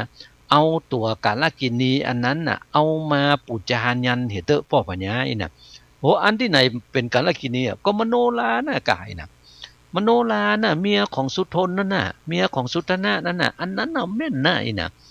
ไปเอามาเตอะอีน่ะเฮาจะเอามาปูจายันตัวโอ้ป่อเจ้าป่อพญาได้ยินกรรมอันนี้แล้วเนี่ยนะครับเนาะโอ้แต่เนาะไปซ้อเอาคนอื่นเตอะไปน่ะอันนี้มันเมียของลูกเขานะมันตึงฮักเรือขนาดใดน่ะถ้าเอามันมาแล้วนี่โอ้บ่ได้เรื่องเด้ออีน่ะโอ้เพราะว่าบ่ได้เรื่องเนี่ยนะครับเนาะอันตัวของอันปู่พราหมณ์เนี่ยกะนะครับเนาะพ่อหมอนี่นะมันซ้ำสวกเอาทำหมอโอ้บ่ได้นะเจ้าป่อพญาน่ะอันเฮาอ่อนที่จะได้ที่เป็นแม่หญิงคนนี้นะอายุมันจะต้องบัดล้ำ25นะอีน่ะเอาละนะครับมันตึงแปลงใส่หมดลูกนะครับเนาะอายุบาล้ำ25เป็นตัวกัลกินีมันต้องเป็นอันนั้นอันนี้นะอันที่ว่ามาตึงหมดเนี่ยนะครับมันไปค้อนอยู่ที่มโนราหมดน่ะเสร็จแล้วก็บอกคุณฟังโลดถ้ามันนี่มันตึงบัดได้ประเดี๋ยวนี้ไหนน่ะจะต้องได้คนนี้แต่อันน่ะไอ้น่ะคนอื่นบ่เอาว่าอันนั้นแต่ว่าอันนั้นนะครับเนาะคนอื่นบ่เอาอันเนี้ยมันต้องตามอันกัมปีที่ว่าออกมาแล้วว่าอันน่ะเนี่ยมันอ้างกัมปีลูกนะครับเนาะโอ้พอมันอ้างกัมปีนี่บ่เชื่อก็บ่ได้แหละนะครับเนาะเพราะมันเชื่อไม่ได้ยังไงนะครับเนาะอันนั้นว่ามาเลยแกเจ้าป่อพญาก็ดักจื้อกือกันนะครับโอ้พอเจ้าป่อพญาดักจื้อกือเนี่ยนะครับปูนี่มันหู้หลอดนะครับเพราะว่ากรรมเจ้าป่อพญาดักนี่ก็คืออนุญาตปรุงปั่นแล้วอ่ะอันมันไล่เจ้าป่อพญานะเจ้าป่อพญากึดก่อยให้ดีเถอะอันนั้นก็มาเจ้คนบ้านเฮาและทีนี้เนี่ยถ้าเฮาบ่ครบเฮาปูจาบ่ครบนี่นะมันก็บ่ดีป่อพญาก็จะตายก่อนกาอีน่ะอันย้อนกรรมฝันที่มีมาเนี่ยมันเป็นเรื่องบดีลุยน่ะโอ้แต่ถ้าได้ญาอย่างอี้แล้วเนี่ยป่อพญา120 ขวบเข้าพระวสาจะมีอายุอยู่ได้นะประเดี๋ยวนี้นะอีน่ะค่ะนะครับเนาะได้ยินกรรมอย่างอี้แล้วป่อพญาดักจื้อกือครับอันนี้ป่อพญาดักจื้อกือก็เอาล่ะกะปูนี่ก็บอกกะไปแหละสู่เขาทั้งหลายไปเกียบแหละไปเป็นยับตัวมันมาอีน่ะไปเอาตัวของมโนรามาก็อีน่ะมันถึงโอ้บ่ได้ลูกเขาจะต้องมาปูจายันไหนน่ะไอ้นี่กรรมที่มันอู้กันเนี่ยนะครับเนาะป่อพญากับปูอันปุโรหิตาจารย์กับหมู่ทหารทั้งหลายที่มันอู้กันนี่นะอันหมู่ที่ได้ยินหมู่ที่ฮักในตัวของมโนรามันก็มีลูกนะครับเนาะก็พอได้ยินข่าวอย่างอันแล้วก็ฟังปุ่นกะขึ้นวังกว่าครับเนาะเข้าไปในหัวในวังของมโนราปุ่นนะก็เอาเรื่องเนี่ยนะครับเป็นเล่าให้กับมโนราฟังเนาะโอ้แม่ปัญญาเฮ้ยประเดี๋ยวนี้นะตั้งปุ้นบอกว่าอย่างอี้นะเขาจะเอาตัวแม่ปัญญาไปปูจานยันจะไปฆ่าตัดคอปุ่นนะประเดี๋ยวนี้ไหนนะเขากรรมได้ยินอันนี้นะครับเนาะตัวของมโนราครับพอได้ยินเรื่องอย่างอันแล้วตายแล้วกูจะต้องมาตายคำนี้อีกอะมันเป็นบาปเป็นกรรมอันใดของข้าเจ้าที่ได้เนี่ยได้สร้างมานี่หายนะเอานะจะมาตายคำที่นี่ให้ฟาดเจ็ดน้ำตาลิล่ำจากกล่าวถ้อยมีบ่น้อยหลายประการว่าโอ้ยนอกรรมได้มาปานตอบใส่หือได้หายเครื่องขี้โตดข้ามีสั่งพ้องจุงจี้จ้องไข่ปันเอาข้าปุจายันนั้นโสดกันข้านี้มีโตดน้อยจักบ่กล่าวถ้อยกรรมใดยอมตายไปความนาอันคนโลกลาโลกาย่อมจักมรณะจุผู้บ่เว้นกู้ยิงใจนั่นก็อู้อยู่คนเดียวนะครับเนาะนะฮะเพราะว่าคนนี่มัน บ่มีรู้จะไปบอกคือไผนะครับเนาะอ๋อก็มาห้ามอยู่กับตัวเก่าเนี่ยก็ห้ามอยู่กับตัวเก่าห้ามไปห้ามมามันได้อย่างไรแกละนะครับเนาะเอาเปิ้นบอกว่าจะฮื้อคนมายับแล้วลูกก็ฟังขึ้นไปหาแม่พญากันนะครับเนาะขึ้นไปหาแม่พญายกมือไหว้สาแม่พญาลูกประเดี๋ยวเนี่ยอันหมู่คนทั้งหลายก็จะมายับข้าเจ้าไปฆ่านะประเดี๋ยวนี้นายนะผู้หมอเพิ่นบอกว่าจะเอาข้าเจ้าไปปูจานยันจะเอาไปฆ่าผู้ไหนน่ะเอาแม่พญาพอได้ยินกรรมอย่างอันแล้วก็มาให้มาฮ้องด้วยกันนะครับเนาะอ๋อมันเป็นกรรมวิบากอันใดนี่หายน่ะไล่ถามกันไปอู้จากันไปอู้จากันมาตัวของมโนราก็บอกคือกับแม่พญากะอันแม่เอ๋ยถ้าว่าไหนข้าเจ้าก็ตึงจะตายอยู่แล้วไหนน่ะตั้งแต่ข้าเจ้ามาอยู่เนี่ยข้าเจ้าก็บ่ได้ฟ้อนบ่ได้ลำบ่ได้อันหยังที่จะเอาให้แม่พญาได้หันข้าเจ้าอยู่ในปูนป่าหิมพานต์ปุ่นไหนน่ะแล้วก็ปีกของข้าเจ้าเนี่ยที่อันพระสุทนเอามาโดยที่ตัวของปูพรานนั่นมันเอามาโดยแล้วมันเอามาฮือเอาละไว้ห้องบนปุ่นไหนน่ะถ้าข้าเจ้าจะฟ้อนเหมาะงามเหตุสักกรรมหนึ่งเนี่ยน่ะขอให้ข้าเจ้าได้ใส่ปีกแล้วก็ฟ้อนให้แม่พญาได้หันกำเตะน่ะถ้าได้ฟ้อนได้ลำให้แม่พญาได้หันแล้วข้าเจ้าตายก็ตึงบอกว่าอันอย่างไงนะทีนี้เพราะว่าข้าเจ้าตายก็ตึงบอกว่าอันอย่างแม่พญาเนี่ยได้นะครับเนาะแม่พญาก็เลยบอกฮื้อกะเอาเตอะลูกเขยท่าอยู่นี่เนอะกันเดี๋ยวแม่จะไปเอาปีกเอาขนมาฮื้อนะน่ะแม่พญาก็ฟังขึ้นไปปุ่นบนปราสาทปุ่นนะครับเนาะไปเปียเอาปีกนั้นมากันนะครับตึงสองมันจะมีกับปีกบได้นะครับเนาะมันมีเกิบตัวลูกนะครับเกิบซุปตีนเนี่ยนะครับเนาะมันก็มีหรอกมันอันของที่มันเป็นของอยู่กับตัวของมโนราเนี่ยนะครับยกมือฮื้อมโนราหมดหรอกมโนรานุ่งใส่ผ้าใหม่ครับเอาปีกเข้าใส่เอาปีกเข้าใส่แล้วยังปอนั้นนะครับเนาะเอาปีกเข้าใส่เอาเกิบเข้าซุปแล้วเนี่ยนะครับเนาะเอายกมือไหว้สาแม่ปัญญาฟ้อนส่องหน้าส่องตาแม่ปัญญาเลยนะครับปัดเต้าปะฟ้อนส่องหน้าส่องตาแม่ปัญญานั่งฟ้อนนั่นนะครับเนาะเอาเป็นดีเหมาะดีงามครับอันตัวของมโนราที่ฟ้อนนี่นะอันนั้นอันฟ้อนที่เหมาะที่งามละฮือมโนราฟ้อนฮือแม่พญาพออยู่หั่นก่อนดีกว่านะครับเนาะเวลาของสาระธรรมกำเมืองมดเสี่ยงกันไปแล้วครับ